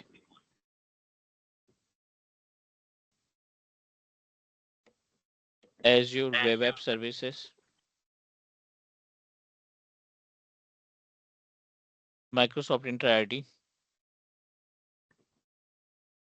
Microsoft LB, load balancer I am talking about. ठीक है, ये एग्जांपल्स हो गए आपके प्लेटफॉर्म एज ए सर्विसेज के। छोटा सा एग्जांपल, एज्यूर वेब एप्लीकेशन आपको दो ऑप्शन देता है। आप अपने होस्टिंग को ना CMS पे जा सकते हैं और कोड बेस्ड जा सकते हैं। उम्मीद है सभी को पता होगा होस्टिंग क्या होती है। Any input please? Yes, hosting क्या होती है? Any example? कोई भी वेबसाइट एक सर्वर पे, सर्वर के हेल्प लेके अपन इंटरनेट पे जहाँ पे वेबसाइट डिप्लॉय करते हैं। होस्ट नहीं, डिप्लॉय करने के बाद वर्ल्ड वाइड उसको एक्सेस करने का काम करते हैं, करेक्ट? मतलब वही होस्टिंग हो गई। जिंगा डोमेन और ठीक है, थोड़ी देर डोमेन के लिए लेना। अगर थोड़ी देर के लिए अगर हम मान लेते हैं कि हमारे पास क्लाउड का प्लेटफॉर्म नहीं है, right, we don't have a cloud platform, और हमें एक वेबसाइट होस्ट करनी है। क्लाउड प्लेटफॉर्म नहीं है और हमें एक वेबसाइट होस्ट करनी है। मतलब सर्वर लेना। क्लाइंट रिक्वेस्ट कर रहा है कि भाई आप खुद से जो है होस्टिंग करो। हार्डवेयर लगता है, आप मेरे को बताओ, कॉन्फ़िगरेशन बताओ, सर्वर खरीदना है, सर्वर परचेज करो। So you are going to purchase all the things on premises के केस में। अब जब आप ऑन प्रोमाइसेस पे होस्टिंग करते हो तो आपका आता है इंफ्रास्ट्रक्चर पे। क्या क्या करना पड़ेगा? छोटा सा example, although we are going to cover practical as well. ये आपने सर्वर परचेज किया एक अच्छे खासे कॉन्फ़िगरेशन पे, 64 GB ऑफ रैम आपने यहाँ पे परचेज की, एंड 12 कोर ऑफ CPU यहाँ पे हमने लगाया, और यहाँ पे हमने हार्ड डिस्क दे दी SSD 1 TB की। यहाँ पे हमने विंडोज सर्वर लगा दिया। ठीक है, ये तो हो गया आपके पास configuration, or agenda to perform the hosting. जब आप विंडोज सर्वर की का नाम लेते हैं तो होस्टिंग प्लेटफॉर्म होता है यहाँ पे IaaS, इंटरनेट इंफॉर्मेशन सर्विसेज। अगर लिनक्स होगा तो अपाचे से अपाचे सर्विस होगी। अपाचे। तो IaaS या अपाचे दोनों का काम सेम ही है, बट प्लेटफॉर्म अलग रहता है इनका। ठीक है, दोनों का प्लेटफॉर्म जो है टोटली डिफरेंट रहेगा टू ईच अदर। क्या क्या करना पड़ेगा? पहले तो आप अपना IaaS सर्विस इंस्टॉल करोगे, देन प्लेटफॉर्म सेलेक्ट करोगे, मतलब कॉन्फ़िगर करोगे, डॉटनेट की साइट है, वेब PHP की साइट है, पाइथन की साइट है, जावा की साइट है, प्लेटफॉर्म आप डिसाइड करोगे according to the site, the code that you created. इतने से के बाद आपको पब्लिक आईपी एड्रेस जो है स्टैटिक लेनी पड़ेगी। आपकी आईपी बदलेगी, आपकी वेबसाइट डाउन हो जाएगी। तो इसलिए स्टैटिक आईपी एड्रेस आप पब्लिक में रिक्वेस्ट करोगे कि मुझे रिजर्व आईपी दे दो। तीसरा, आप अपना डोमेन ऐड करोगे, ठीक है।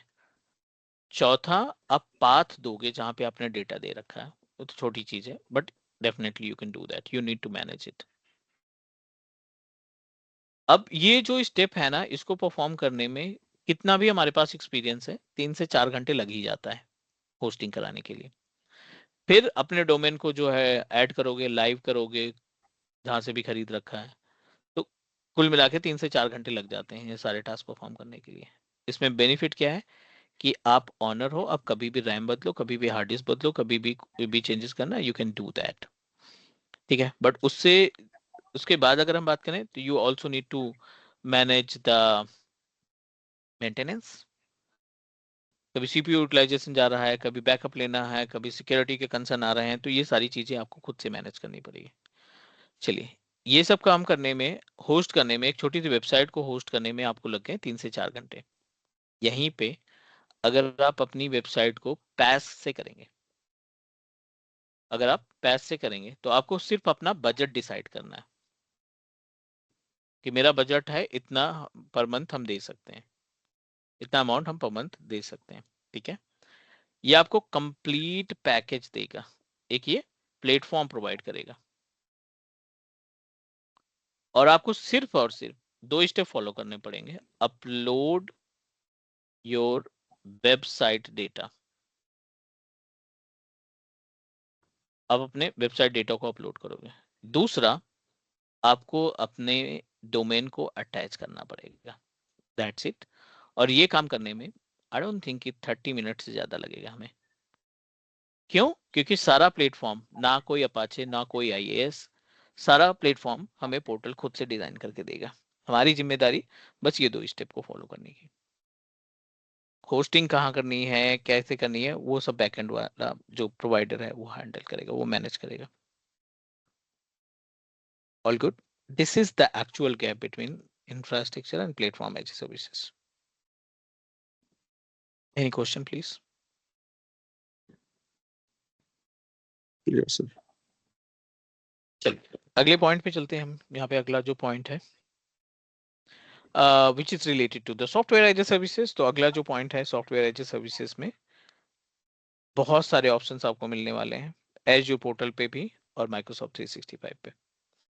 सॉफ्टवेयर एज ए सर्विसेज जो सारा कुछ खुद से बना के देगा, हमें बस केवल स्टेप्स फॉलो करने पड़ेंगे।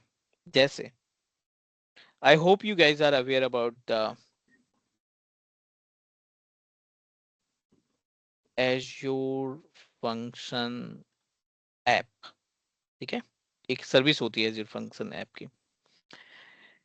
एक सर्विस होती है रन बुक की, ठीक है। एक सर्विस होती है एज़्योर मॉनिटरिंग की। ये जो सर्विसेज हैं ये आपकी किस कॉन्सेप्ट में आती हैं? सॉफ्टवेयर एज ए सर्विसेज में आती हैं। अगर हम पूरे प्लेटफॉर्म की बात करें तो सबसे बढ़िया एग्जांपल आप दे सकते हो माइक्रोसॉफ्ट का 365 का पोर्टल। ना कोई एक्सचेंज इंस्टॉल करना है आपको, ना कोई आपको उस पे एक्टिविटी परफॉर्म करनी है। माइक्रोसॉफ्ट 365 पे लाइसेंस लेना है, जो भी यूजर बनाने हैं उनको लाइसेंस असाइन करना है, प्रोसीड। ऑलराइट। सो एक इंजीनियर के लिए, एक एज़्योर एडमिनिस्ट्रेटर के लिए ये जरूरी है कि उसको कैटेगरी समझ में आनी चाहिए कि हमारा हमारा हम जो रिसोर्स परचेज कर रहे हैं या हम जो सर्विस परचेज कर रहे हैं ना, ये किस कैटेगरी में आ रही है, ये हमें आइडेंटिफाई करना आना चाहिए, हमें सेग्रीगेट करना आना चाहिए। Alright please, this is all about infra platform and software as a services. Any doubt, any question, please anyone, किसी का कोई क्रॉस क्वेश्चन है यहाँ पे?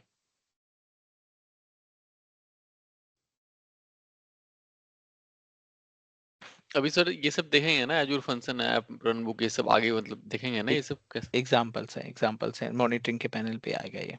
Okay okay. सर जैसे जीमेल है, जीमेल भी हमारा सॉफ्टवेयर सर्विस में आएगा? बिल्कुल, कैटेगरी है सॉफ्टवेयर एज ए सर्विस जिसमें हम कोई टास्क नहीं परफॉर्म करते अपनी तरफ से। ओके। All good please.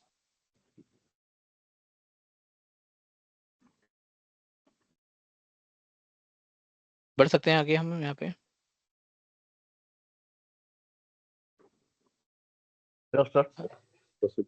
चलो अगला पॉइंट जो है हमारे पास वो है which is related to the way to access cloud।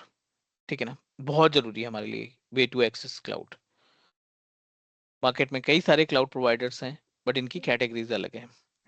Public cloud की बात करते हैं, कई सारे पब्लिक क्लाउड प्रोवाइडर्स आपको मिल जाएंगे।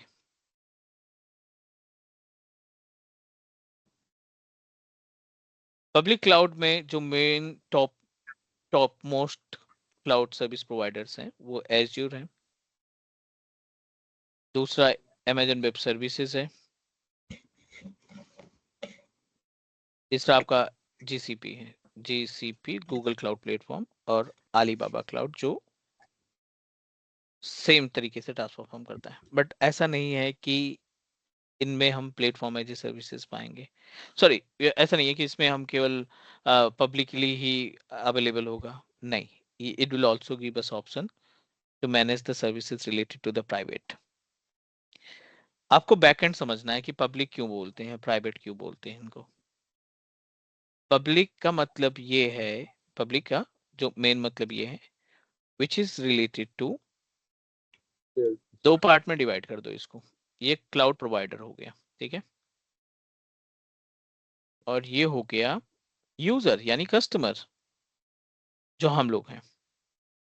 हमें क्या मिलेगा, पोर्टल मिलेगा एक्सेस, एक portal.azure.com, aws.amazon.com, gcp.googlecloud.com, ऐसा करके यूआरएल हमें ओपन करना पड़ेगा।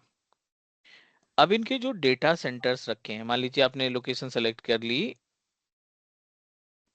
सेंट्रल यूएस, आपने ये लोकेशन डिसाइड कर ली कि मेरा जो सर्विसेज हम खरीदने वाले हैं इसी लोकेशन में रहेंगे।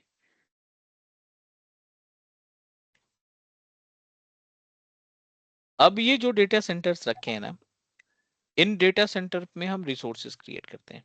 हमने एक वर्चुअल मशीन बनाई, हम एक्सेस कर रहे हैं, हम इस पे सर्विसेज इस्तेमाल कर रहे हैं, हम अपने अकॉर्डिंग चीजों को मैनेज कर रहे हैं।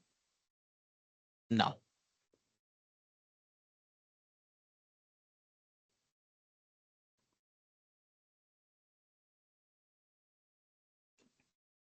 the another part, right, the another part, यहाँ पे हम क्या करने वाले हैं। अब अगर आपका ये रिसोर्स शेयर्ड है, क्योंकि उन्होंने तो हाई कॉन्फ़िगरेशन में रख रखा है सर्वर को, बहुत अच्छा कॉन्फ़िगरेशन रखा है, ये एबीसी ऑनर है इस अकाउंट का, ये XYG ऑनर है दूसरा पोर्टल का, ये बंदा दूसरे लोकेशन से है, ये बंदा दूसरे लोकेशन से, बट अनफॉर्चुनेटली जो वीएम बन रही है ना वो दोनों के एक ही डेटा सेंटर पे अवेलेबल है। अगर शेयर्ड सर्विसेज हम खरीदते हैं, वो शेयर्ड सर्विसेज आपकी पब्लिक क्लाउड में आती हैं, शेयर्ड सर्विसेज हमारी पब्लिक क्लाउड में आती है। जब हम डेडिकेटेड सर्विसेज परचेज करते हैं, हम नहीं चाहते हैं कि हमारा जो जो जो जो सर्विस एक्सेस करें ये डेटा सेंटर या ये होस्ट सिर्फ हमारे लिए हो, इसको बोलते हैं डेडिकेटेड सर्वर या डेडिकेटेड सर्विस। जो डेडिकेटेड सर्विसेज होती हैं उनको हम प्राइवेट क्लाउड के नाम से जानते हैं, उसको हम प्राइवेट क्लाउड के नाम से जानते हैं, जिसका यूसेज हम किसी और को नहीं शेयर करना चाहते। All good, the gap between both. Yes, sir.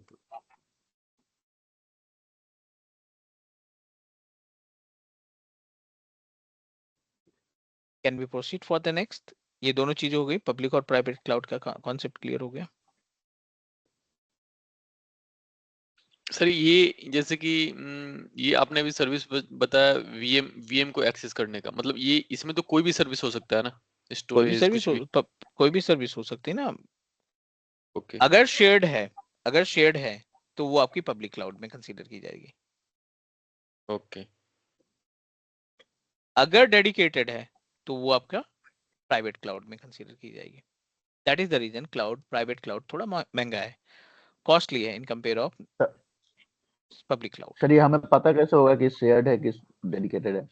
You will get the option resource purchase करने के टाइम पे, वो आपसे पूछेगा which types of resource that you want to purchase, shared वाला या नॉर्मल वाला। ओके नॉर्मल वाला in the sense like I am talking about dedicated वाला। ऑलराइट, ठीक है, पब्लिक प्राइवेट हो गया। अब होता है हाइब्रिड। सो दूसरा हाइब्रिड की बात करें, हाइब्रिड का मतलब ये है जैसे एडी कनेक्ट, आपने हाइब्रिड के बहुत सारे एग्जांपल हैं और सबसे ज्यादा हाइब्रिड चलता है। हमने एज्योर पोर्टल पे अपना अकाउंट बनाया एक इंडिविजुअल पर्पज के लिए, this is my azure portal, या कोई भी पोर्टल हो गया, AWS का पोर्टल हो गया, GCP का पोर्टल हो गया, और ये हमारा ऑन प्रोमाइसेस का इन्वायरमेंट है। ऑन प्रोमाइसेस पे हमने क्या कर रखे हैं, बहुत सारे सर्वर्स लगा रखे हैं, क्लाइंट मशीन्स लगा रखी हैं, फाइल फोल्डर एक्टिविटी होती है, ये लोकल पे है, सारे मशीनें एक स्विच से मीडिएटर से कनेक्टेड है, that connected with the dedicated mediator. Definitely ये ISP से जुड़ा होगा। अब क्लाइंट ने क्या बोला कि आप ना इस पे वीम इंस्टॉल कर दो, उसका आपने लाइसेंस खरीदा सेपरेटली, इंस्टॉल किया सेपरेटली,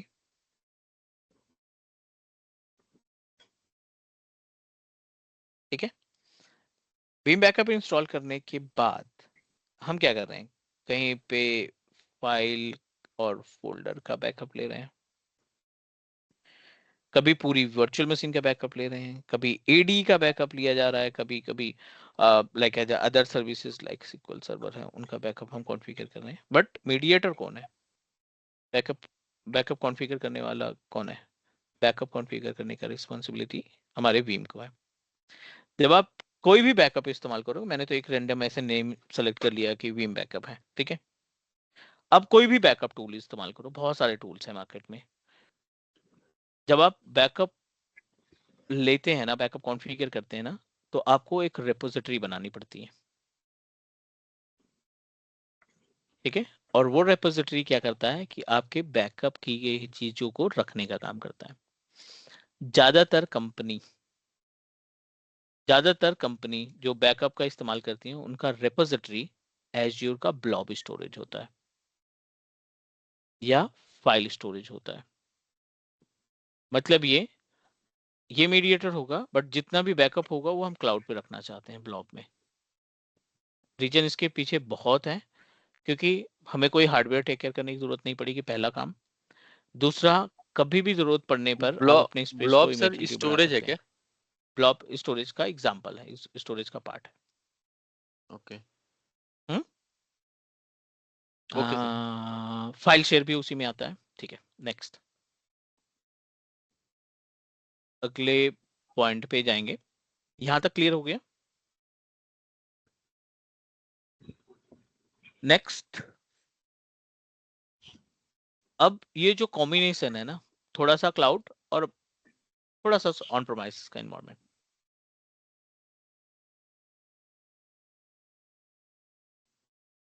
ये हाइब्रिड हुआ राइट? एग्जैक्टली, क्योंकि हम दोनों चीज यूज कर रहे हैं ना यहाँ पे। यस तो अब हमारे पास जो है थोड़ा सा ऑन प्रोमाइसेस है, थोड़ा सा क्लाउड का पार्ट है, तो ये हमारा हाइब्रिड का कहलाएगा। या आज की डेट में हम ADDS ऑन प्रोमाइसेस पे लगाते हैं किसी भी सर्वर मशीन पे। सर्वर 2019 हो गया, 2022 हो गया, इस पे हमने ADDS बना लिया। ADDS बनाने के बाद डेफिनेटली यूजर्स बनते हैं और वो यूजर हमारे लोकल मशीन्स को कंट्रोल और मैनेज करने का काम करते हैं। उन यूजर को, टेलनेट यूजर हो गया हमारा, GCP यूजर हो गया, AWS यूजर हो गया, इन यूजर को हम सिंक्रोनाइज करते हैं पोर्टल पे।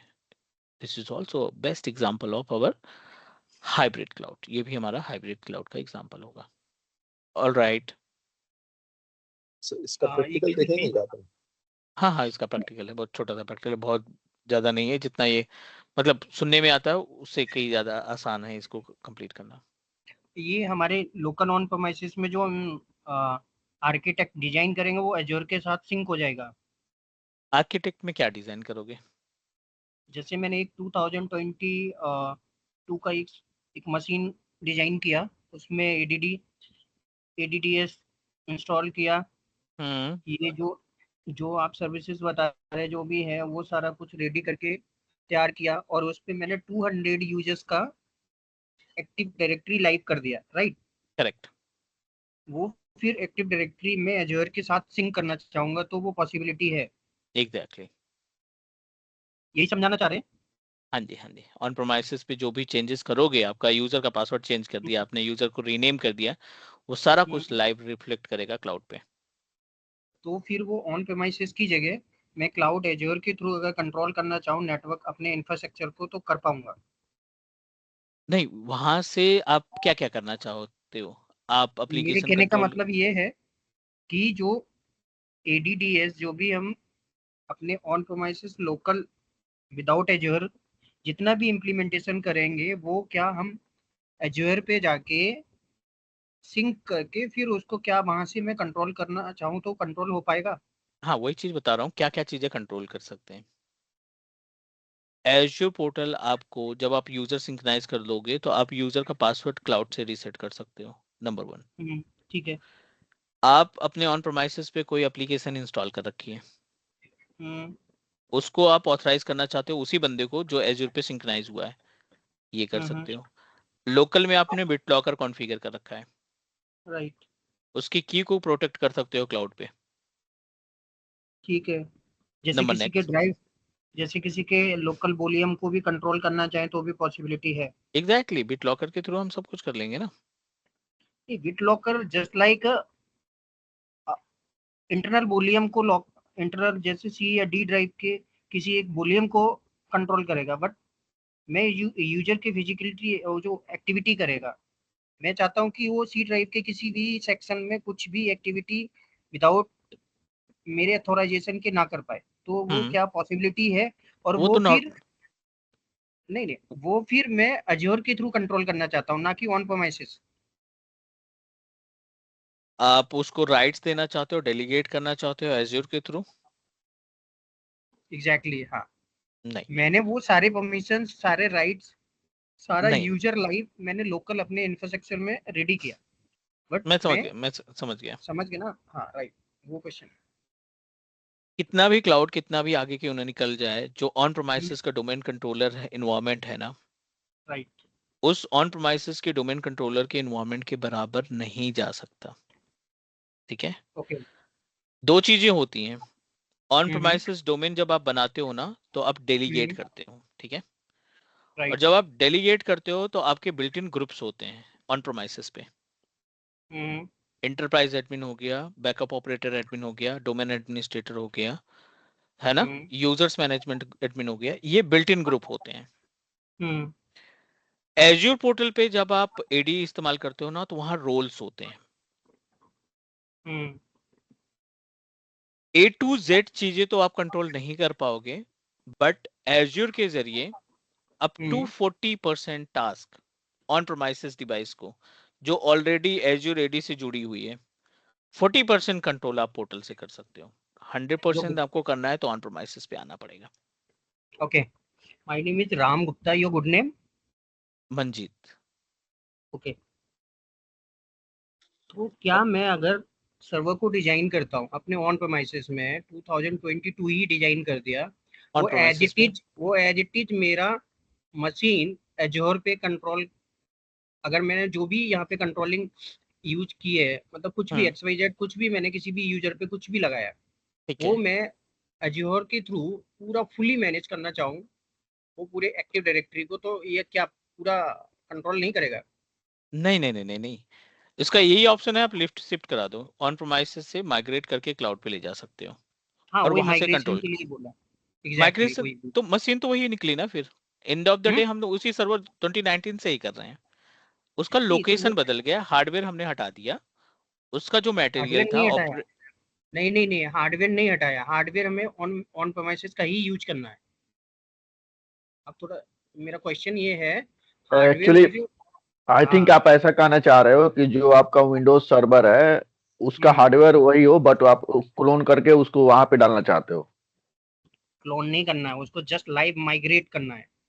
जो मतलब नीचे एग्जीक्यूट कर रहे हैं कंप्लीटली हम, उसको आप कंप्लीटली उस पे माइग्रेट करके अज्योर पे रख के और वहां से मैनेज करना चाहते हो आप सब कुछ। एग्जैक्टली वही है।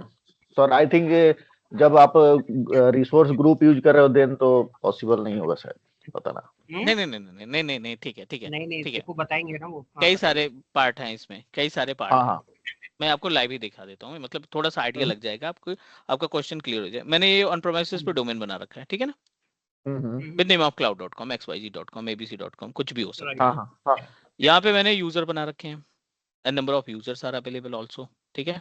ये आपके एडी पे अलीबाबा यूजर हो गया, AWS हो गया, GCP हो गया, टेलनेट हो गया। प्लस मैंने यहाँ पे एक ना क्लाइंट भी बना रखा है विंडोज 10 का, विंडोज 11 का।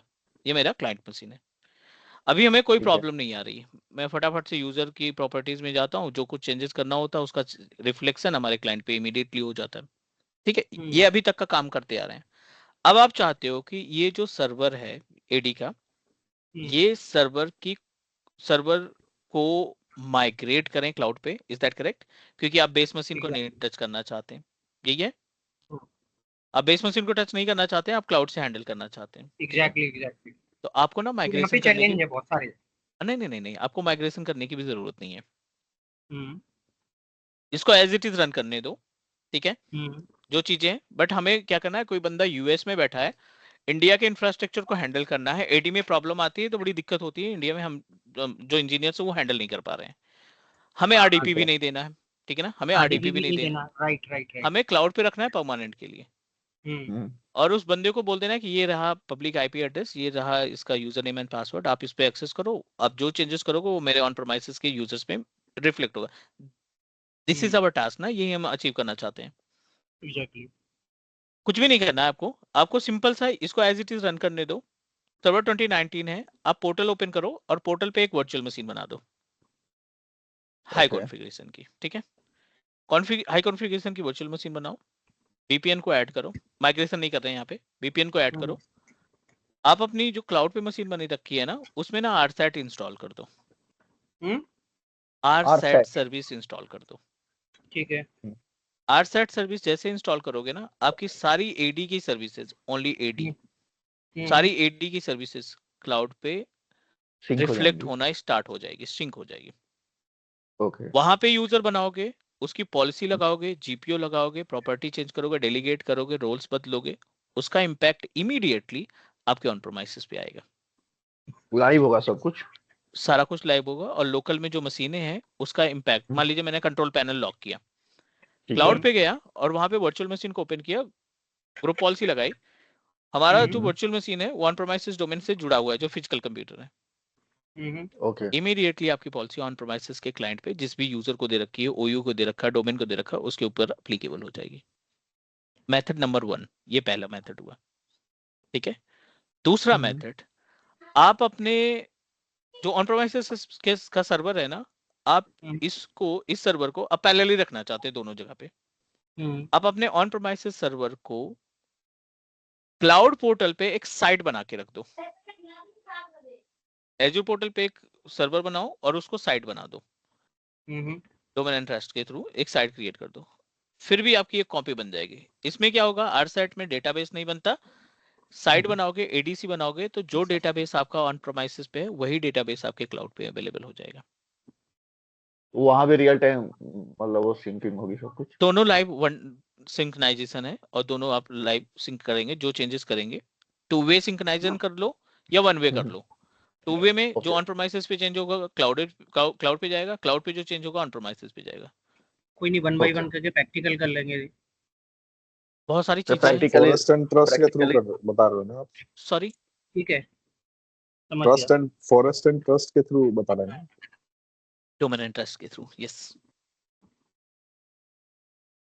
ठीक है ना। ये हो गया अपने पास। Any other question related to this? Sir एक क्वेश्चन है, आप लोगों ने माइग्रेशन वर्ड बहुत यूज किया है, तो क्या हम लोग ये माइग्रेशन प्रैक्टिकली देखेंगे देखो कि माइग्रेशन का जो बिल्कुल टास्क है देखिए, यू नो दैट एज्योर के केस में बहुत सारे सर्टिफिकेशन होते हैं। I don't have issue to show you the migration part, कोई प्रॉब्लम नहीं है। टारगेट जो है हमारा ना, टारगेट जो है हमारा वो AG 104 का है और माइग्रेशन का जो कंटेंट है वो 305 का आता है। ओके, तो जो अभी हम स्टार्ट कर रहे हैं इसके इसमें नहीं आएगा। इसमें कंटेंट नहीं है। ओके, वो जो मैंने क्वेश्चन किया वो इसमें नहीं है, राइट? ये बोलना चाह रहे हो ना? नहीं नहीं नहीं, आपका माइग्रेशन का क्वेश्चन था ही नहीं। माइग्रेशन आरसैट की सर्विस थी, आरसैट के सर्विस के लिए VPN तो है ही है हमारे पास। हम्म, VPN कॉन्फ़िगर करके आरसैट इंस्टॉल कर देना है और within half an hour you are able to get your result access practically. नहीं, VPN के थ्रू तो ठीक है सर, VPN के थ्रू तो आप कनेक्ट कर पाएंगे और VPN के थ्रू एक्सेस भी करके आप यूज कर सकते हो, वो तो ऑन प्रेमाइसिस में डायरेक्ट चले जाएंगे। पर मेरे कहने का मतलब ये है कि मैं एज्योर के थ्रू मैनेज करेंगे, हम VPN के थ्रू नहीं जाना चाह रहे। नहीं नहीं, वही तो चीज मैं आपको बता रहा हूँ हाँ, ना, लोगों का बहुत बड़ा कंफ्यूजन रहता है, ठीक है ना। हम्म, एज्योर AD वर्ड ला करके माइक्रोसॉफ्ट ने बहुत ज्यादा कंफ्यूजन जनरेट कर दिया, एग्जैक्टली वही समझना चाह रहा था ठीक है ना। कि है मैंने वही इसके जो नहीं ऑन नहीं नहीं, प्रेमाइसिस में बिल्कुल यूज नहीं है वही, बिल्कुल गलत है। नहीं है। अगर हम बोलते हैं वही है ना तो बहुत गलत बोलते हैं, ठीक है। मैंने आपको वही आपको भी समझना है। बताया कि आप 40% टास्क उस तरीके से परफॉर्म कर पाओगे, हम्म, आप एज्योर पोर्टल से ग्रुप पॉलिसी नहीं लगा पाएंगे। ओके, ग्रुप आप रोल में। एज्योर पोर्टल के AD से आप डेलीगेशन नहीं कर पाओगे, ठीक है ना। आप परमिशन नहीं लगा पाओगे, आप लॉक्स नहीं निकाल पाओगे, ये टास्क आपका एज्योर पोर्टल नहीं देता है। That is the reason Microsoft ने एक और पोर्टल दिया आपको, इंट्यून। GPU लगानी है इंट्यून पे जाओ, पैचिंग करनी है इंट्यून पे जाओ, अपडेट करना है इंट्यून पे जाओ, क्लाइंट को मैनेज करना है, रिस्ट्रिक्ट करना है एप्लीकेशन, इंट्यून पे जाओ। तो सर ये ऑन प्रीमिसेस का जो सारा ये है पार्ट, तो ये 100% सिंक नहीं हो सकता है एजूर क्लाउड से? नहीं नहीं नहीं, सिंक तो हो जाएगा, काम नहीं करेगा ना वो ऑन प्रोमाइसेस की तरीके से। बेसिकली एज्योर का जो वो पोर्टल एप्लीकेशन वहां से मॉनिटर और हैंडल नहीं होगा। सारी चीजें हैंडल नहीं होगी, 40% कुछ चीजें पार्ट हैंडल हो हैंडल जाएंगी। होगा बट पूरा 100% हैंडल नहीं हो पाएगा, राइट? एग्जैक्टली कोई नहीं, आप कंटिन्यू करो, क्वेश्चन तो बहुत लंबा खिंच जाएगा। कोई दिक्कत नहीं, बट जो हम्म, जहां का पार्ट है वहां पे अगर हम इस पर डिस्कशन करेंगे तो बहुत सारी चीजें हैं, एग्जैक्टली। राइट। फिर हम या एक के चक्कर में कई सारी चीजें नहीं छोड़ सकते ना। फिर कल की डेट में कोर्स खत्म हो गया, आपसे बोला गया भाई अपना एक रिपोजिटरी बना दो एज़्योर क्लाउड पे स्टोरेज के अंदर। हमें पैरेलली बैलेंस बना के चलना पड़ेगा, क्योंकि वी डोंट नो कि हमारे पास कौन सी टिकट आएगी। कल की डेट में क्लाइंट आपने दे दिया भाई कॉस्ट मैनेजमेंट करो, we need to focus on each and every कोई नहीं, आप अपने टेक्नोलॉजी, सिलेबस ईच के एंड हिसाब एवरी से करो। कंटेंट। सॉरी, आप आप अपने जो भी क्लासेस हैं उन क्लासेस के हिसाब से आगे बढ़िए, कोई नहीं। वो तो एक ADDS का यहाँ पे कोई आपने रिप्रेजेंट किया तो मेरे माइंड में आ गया कि हाँ, क्या ये पॉसिबिलिटी है? एग्जैक्टली पॉसिबिलिटी है। 100% नहीं दे पाएगा एज़्योर, उसके लिए आपको लाइक कहते हैं या तो माइग्रेट करो या फिर आर्टसेट का इस्तेमाल करो, दो ही ऑप्शन है। ठीक है। All good about the points that we discussed regarding the types on way to access? यहाँ तक Yes, sir. कोई क्वेश्चन किसी का please? Hello, no no no question sir. Next proceed करते हैं अगले वाली पॉइंट पे। द अनदर इंपॉर्टेंट पार्ट, ये सारी चीजें कंप्लीट करने के बाद multi cloud, multiple cloud platform से आपने सर्विसेज ले रखी है which is considered as a multi cloud. अभी हमने ये कंप्लीट किया, ये कंप्लीट किया, pillars of cloud, IaaS, PS and SAS। अब आ जाते हैं हम रीजन एंड जोन के ऊपर। जितने भी क्लाउड प्रोवाइडर्स हैं, not only the azure portal, Amazon web services पे जाते हो आप, एज्योर पोर्टल पे जाते हो, गूगल क्लाउड पोर्टल पे जाते हो, जितने भी पोर्टल्स हैं आपको देखने को मिलेंगे, हर एक पोर्टल के ऊपर, हर एक पोर्टल का जो डेटा सेंटर है ना, वो डिफरेंट डिफरेंट जियोग्राफिकल लोकेशन में इन्होंने स्टैब्लिश कर रखा है। उसके बहुत सारे रीजन हैं। यू नो दैट कि जब भी हम क्लाउड की बात करते हैं ना, तो क्लाउड हमें डिफॉल्ट 95.999% का फॉल्ट टॉलरेंस देता है, 95.99% का फॉल्ट टॉलरेंस देता है, ठीक है, बाय डिफॉल्ट, मतलब बिना किसी DR के। और अगर आप DR या अपनी तरफ से चीजें इस्तेमाल करोगे ना, तो ये जो है ना, ये चेंज होकर कितना हो जाता है, 99.9999% ऑफ फॉल्ट टॉलरेंस प्रोवाइड करता है. Everyone, please try to understand about the concept. ये Azure पोर्टल है हमारा, और यहाँ पे अगर मैं एक VM क्रिएट करने की कोशिश करता हूँ या कुछ भी क्रिएट करने की कोशिश करता हूँ, तो ये हमें गाइड करेगा where you want to create it. Pay as you को मेरा सब्सक्रिप्शन है, ये हमने Azure AG104 क्लास बना रखी है, और यहाँ पे हमने कोई सा भी नाम दे दिया वर्चुअल मशीन का. Not only the virtual machine, ये आप देखिए यहाँ पे ड्रैग ड्रॉप करिए, यहाँ पे आपको लिस्ट मिल जाएगी. आप अपना रिसोर्स कहाँ खरीदना चाहते हैं, एशिया पैसिफिक में, ऑस्ट्रेलिया में, सेंट्रल यूएस में, जापान में, कोरिया में. लाइक अभी तो इन्होंने दुबई और मस्कत, ओमान वगैरह भी डाल दिया है यहाँ पे. मतलब लाइक जो हमारी गल्फ कंट्रीज है ना, वहाँ पे इन्होंने भी बहुत सारे, आप देखिए यूएई वगैरह अभी रिसेंटली ऐड किए हैं. गल्फ कंट्री, कतर भी आ गया है. मतलब इन्होंने अपना डेटा सेंटर लाइव कर दिया है, जो कतर में पिछले 2 साल से इनका काम चल रहा था. तो नाउ मिडिल ईस्ट वगैरह और गल्फ कंट्रीज वगैरह के अंदर जितनी भी कंट्रीज हैं, वहां के पे भी इन्होंने डेटा सेंटर रख दिया. सिलेक्शन कैसे करें, हम अपना रिसोर्स कहाँ पे खरीदें, ये कैसे डिसाइड होगा, ठीक है ना. उसके बैकग्राउंड के बारे में भी हमें मालूम होना चाहिए. ऐसा नहीं हम कहीं पे किसी लोकेशन पे भी डेटा सेंटर स्टैब्लिश कर लेंगे. 2 रीजन होते हैं मेन इसके, रिसोर्स सेलेक्ट करने का, लोकेशन सेलेक्ट करने का, रीजन सेलेक्ट करने का. एक तो ये कि आपका फिजिकल ऑफिस उसी लोकेशन में होना चाहिए, नंबर 1.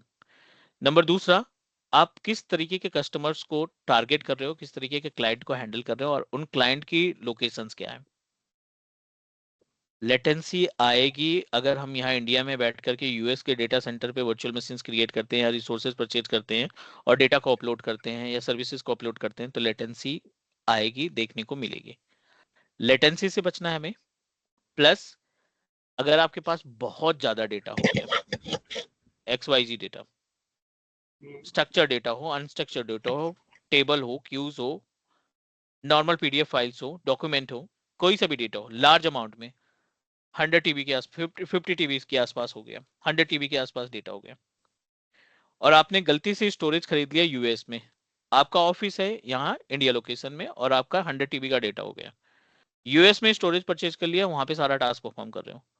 अब 100 TB का डेटा अगर आप यूएस में अपलोड करोगे इंटरनेट के थ्रू, तो 2 से 3 महीने या 6 महीने तक का टाइम लग जाएगा. प्लस आपका इंटरनेट कंज्यूम कर लेगा. जो नॉर्मल हम घर में इंटरनेट इस्तेमाल करते हैं, ये प्लान ऑफिस में नहीं चलते. 799 रुपीज का प्लान मैं लेता हूँ, और 1 महीने में अनलिमिटेड डेटा मिलता है, और ब्राउजिंग मिलती है, सब कुछ हो जाता है.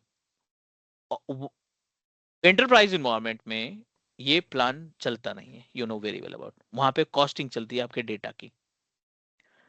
75,000 to 90,000 का प्लान चलता है पर मंथ का, डिपेंड करता है नंबर ऑफ डिवाइसेस कितनी आप इस्तेमाल कर रहे हैं. तो ये जो 100 TB का डेटा है ना, ये आप लॉजिकली तो अपलोड कर ही नहीं पाएंगे, बजट इतना ज्यादा चला जाएगा, और अपलोड करने के बाद रेंट भी देना है.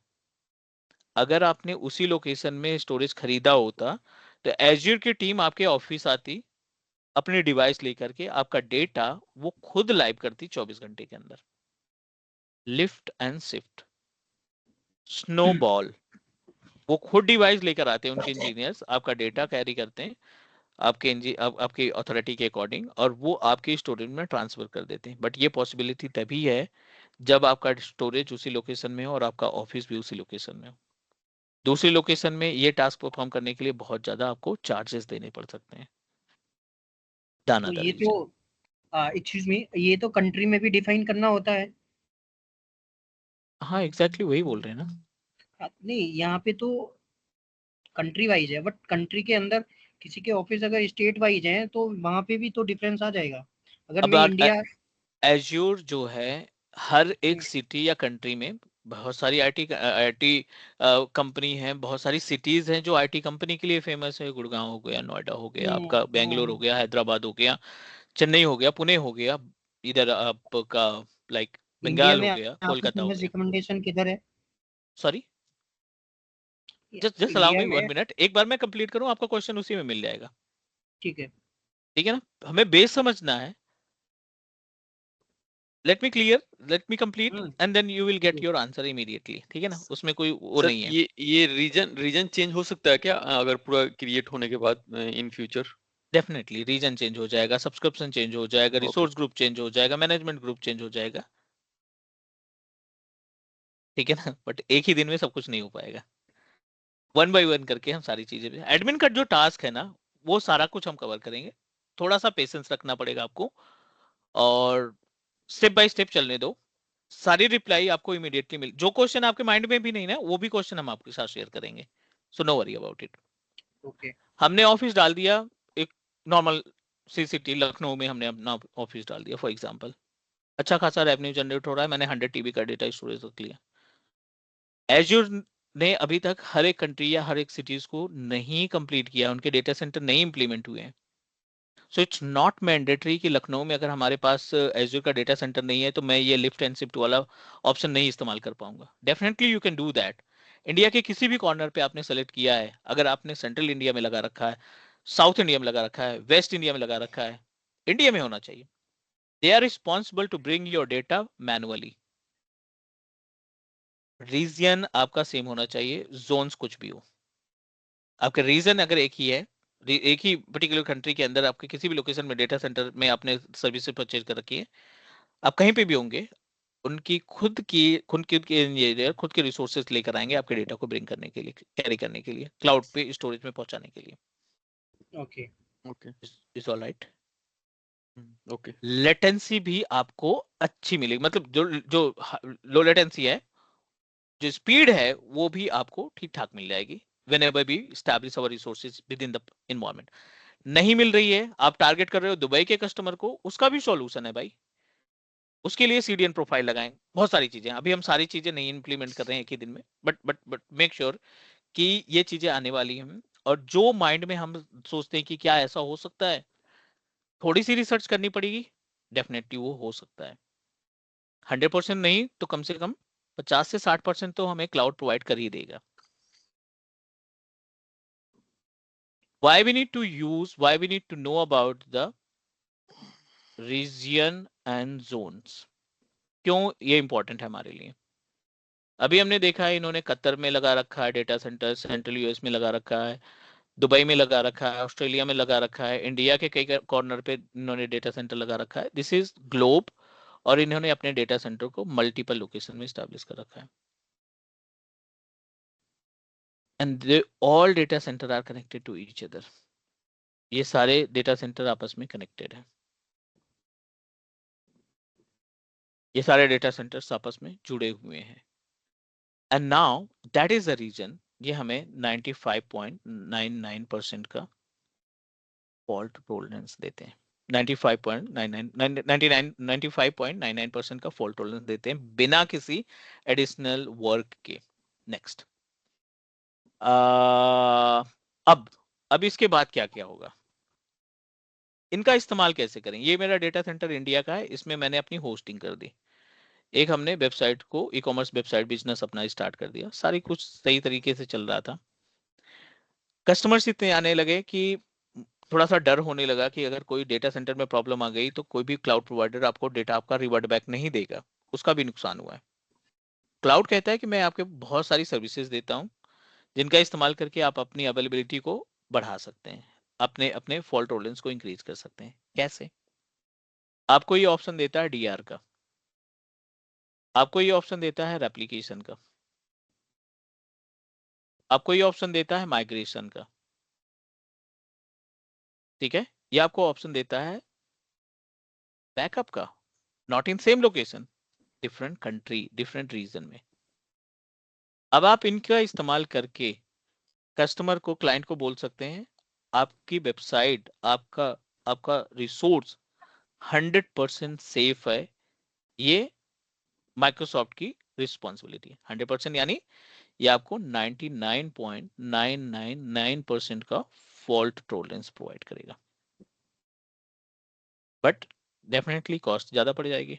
एक कॉपी मैंने यहाँ पे रख ली, फॉल्ट टॉलरेंस डिजास्टर रिकवरी का डर था, दूसरी कंपनी हमने यूएस में रख ली, नेचुरल क्लाइमेट्स होगा, यहाँ पे डेटा सेंटर इफेक्ट होगा, हम यहाँ से फिर से रिवर्ट बैक करा लेंगे, बट कॉस्ट पैरेलली आपको देनी पड़ेगी। और जब हमारा रेवेन्यू अच्छा होता है ना, हम कॉस्ट की हेडेक नहीं लेते हैं। अमेजन जो है शॉपिंग की वेबसाइट है, इसको कोई फर्क नहीं पड़ता कि आप 2 करोड़ का सर्वर लगा रहे हो या 5 करोड़ का सर्वर लगा रहे हो, क्योंकि ये इतना रेवेन्यू जनरेट कर लेता है। इसको बस नॉलेज वाले बंदे चाहिए और हाई कॉन्फ़िगरेशन के रिसोर्सेज चाहिए। हमारा जो इन्वॉल्वमेंट है, हमारी जो वेबसाइट है, हमारा जो बिजनेस है, वो डाउन नहीं होना चाहिए। That's it. कोई भी बंदे हायर करो, किस भी कॉस्ट पे हायर करो, बट हमें हमारी वेबसाइट 24/7 लाइव चाहिए, क्योंकि ये डाउन हुआ तो ये ब्रेकिंग न्यूज बन जाएगी और definitely it will impact to our business. लोगों का ट्रस्ट टूटेगा। तो ऐसे बहुत सारे एग्जांपल हैं, ये तो हम बहुत बड़े एक पर्टिकुलर का एग्जांपल लिए, बट एज इट इज छोटे बंदे भी अपने रिसोर्सेज को प्रोटेक्ट करने के काम करेंगे। Region and zone, collection of zone consider as a reason.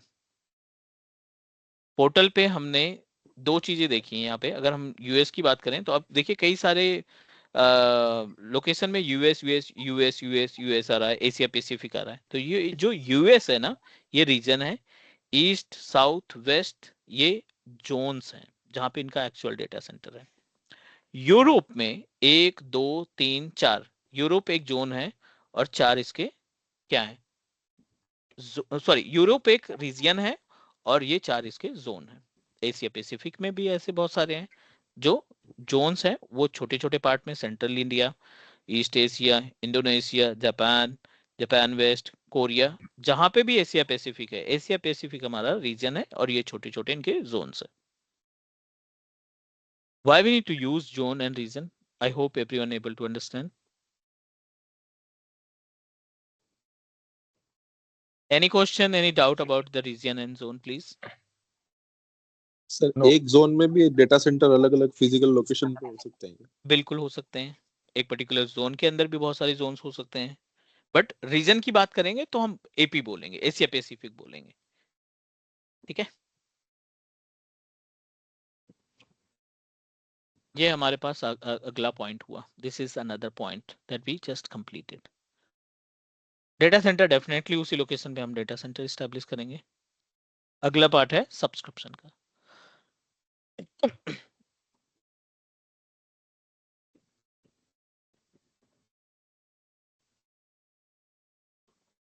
अब अगला जो पॉइंट आता है वो है हमारा एज्योर सब्सक्रिप्शन।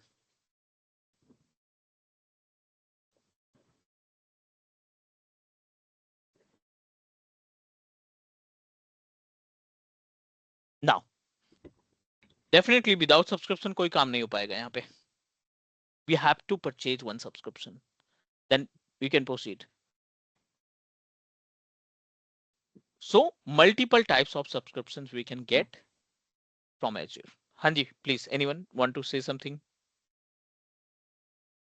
नो, ठीक है, तो अब हम बेसिकली प्रोसीड करने वाले हैं अबाउट सब्सक्रिप्शन।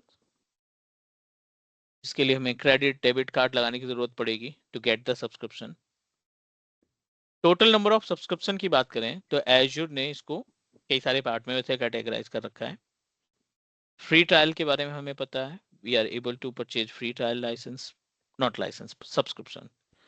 दूसरा है अपने पास pay as you go, subscription name की बात कर रहे हैं। और तीसरा है अपने पास MSDN सब्सक्रिप्शन।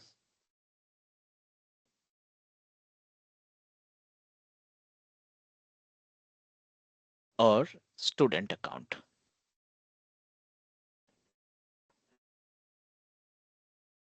फ्री ट्रायल में एज्योर हमें $200 देता है फॉर 30 डेज। 30 दिन के लिए $200, कुछ भी परचेज करो आपको, no limit. Pay as you go, as per the name suggest, need to pay for each services. जो भी आप खरीदोगे उसका पेमेंट देना पड़ेगा। MSDN की बात कर लेते हैं। MSDN होता है MCT के लिए, जो माइक्रोसॉफ्ट सर्टिफाइड ट्रेनर होते हैं, उनको एज्योर हर महीने $100, जब तक उनके सर्टिफिकेट की वैलिडिटी रहेगी, वो देते रहेंगे। $100 per month for training and testing purpose के लिए। ना कोई क्रेडिट कार्ड लगाना है, ना कोई डेबिट कार्ड लगाना है, बट आपके पास MCT का सर्टिफिकेट होना चाहिए। एक आता है स्टूडेंट अकाउंट। एक्सप्लोर करने के लिए दिस इज द मार्केटिंग वे। ये मार्केटिंग होती है, स्ट्रैटेजी होती है स्टूडेंट सब्सक्रिप्शन का। कोई यूनिवर्सिटी है, XYZ यूनिवर्सिटी है, आपकी ईमेल आईडी बनी है ऑफिशियल, स्टूडेंट आईडी बनी है, आप अपने स्टूडेंट आईडी से बिना क्रेडिट और डेबिट कार्ड के ये $200 को अवेल करा सकते हैं टेस्टिंग पर्पज के लिए। ठीक है, तो ये हमारे पास हो गए सब्सक्रिप्शंस के detail. Using student ID, Azure will give you how much? $200 for 30 days. This is about subscription. और हमें मैनेज करना आना चाहिए सब्सक्रिप्शन को। Hotel management, subscription management, this is our priority. एक एडमिन की प्रायोरिटी। आर्किटेक्ट नहीं करेगा, डेवलपर नहीं करेगा, डेटाबेस इंजीनियर नहीं करेगा, पावर BI इंजीनियर नहीं करेगा। Admin is responsible to take care the pricing and all. Cost management की जो रिस्पॉन्सिबिलिटी होती है वो एडमिन की होगी, बाकी किसी की नहीं।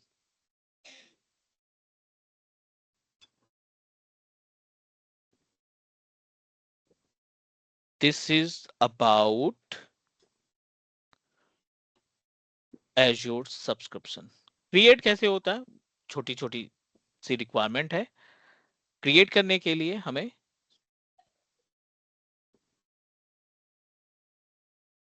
portal.azure.com, this is the URL, जिसको आप लॉगिन करेंगे अपनी या personal mail ID,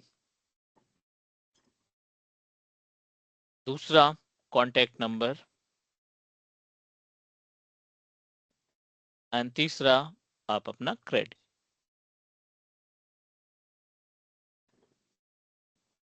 debit card, दो में से एक चीज। It will charge you ₹2 for verification.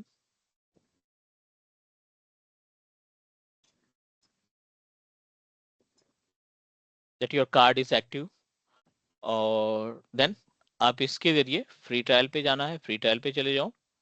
अगर आपको पे एज यू गो पे जाना है, पे एज यू गो पे आप क्रिएट कर सकते हैं। ठीक है, Microsoft authorize to auto debit up to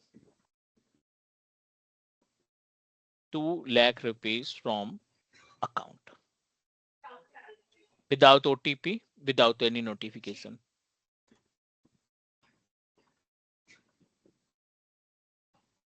Auto debit limit. This is about subscription.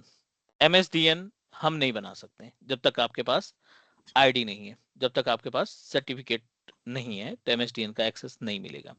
हाँ, दूसरा तरीका है कि अगर आपकी ऑर्गेनाइजेशन आपको ऑथराइज करती है कि you can use this particular, Microsoft Azure जो है आपसे कोऑर्डिनेट करता है कि I am going to share MSDN subscription with you, then you can do that. Go through all point जो भी आज की क्लास में हमने डिस्कस किया। इफ यू फील लाइक कि हमें कोई प्रॉब्लम, यहाँ पे कोई क्वेश्चन या डाउट जनरेट हो रहा है, please ask me. This is day 1. Maybe 1 or 2 working professional will also join from tomorrow. So we are going to continue by tomorrow. 8 p.m. IST, sharp 8 p.m. IST, we are going to connect. If you have any doubt, if you have any question, please let me know.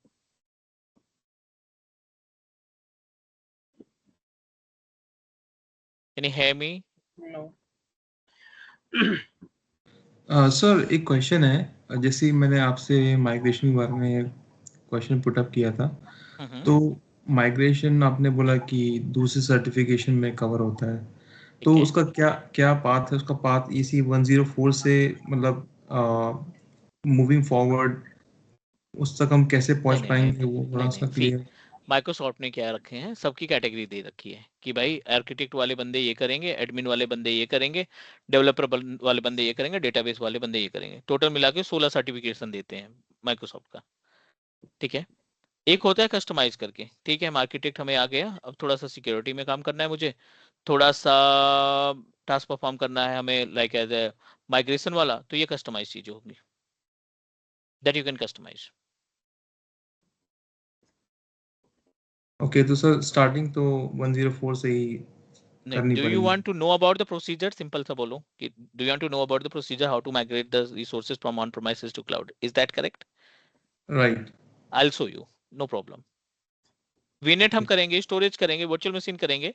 एक service होती है Azure migration की, इस service को हम और add कर लेंगे इसमें। We have a proper server on premises, so we'll create a virtual machine and transfer the resources from on premises to cloud. Is that okay? It will be great sir.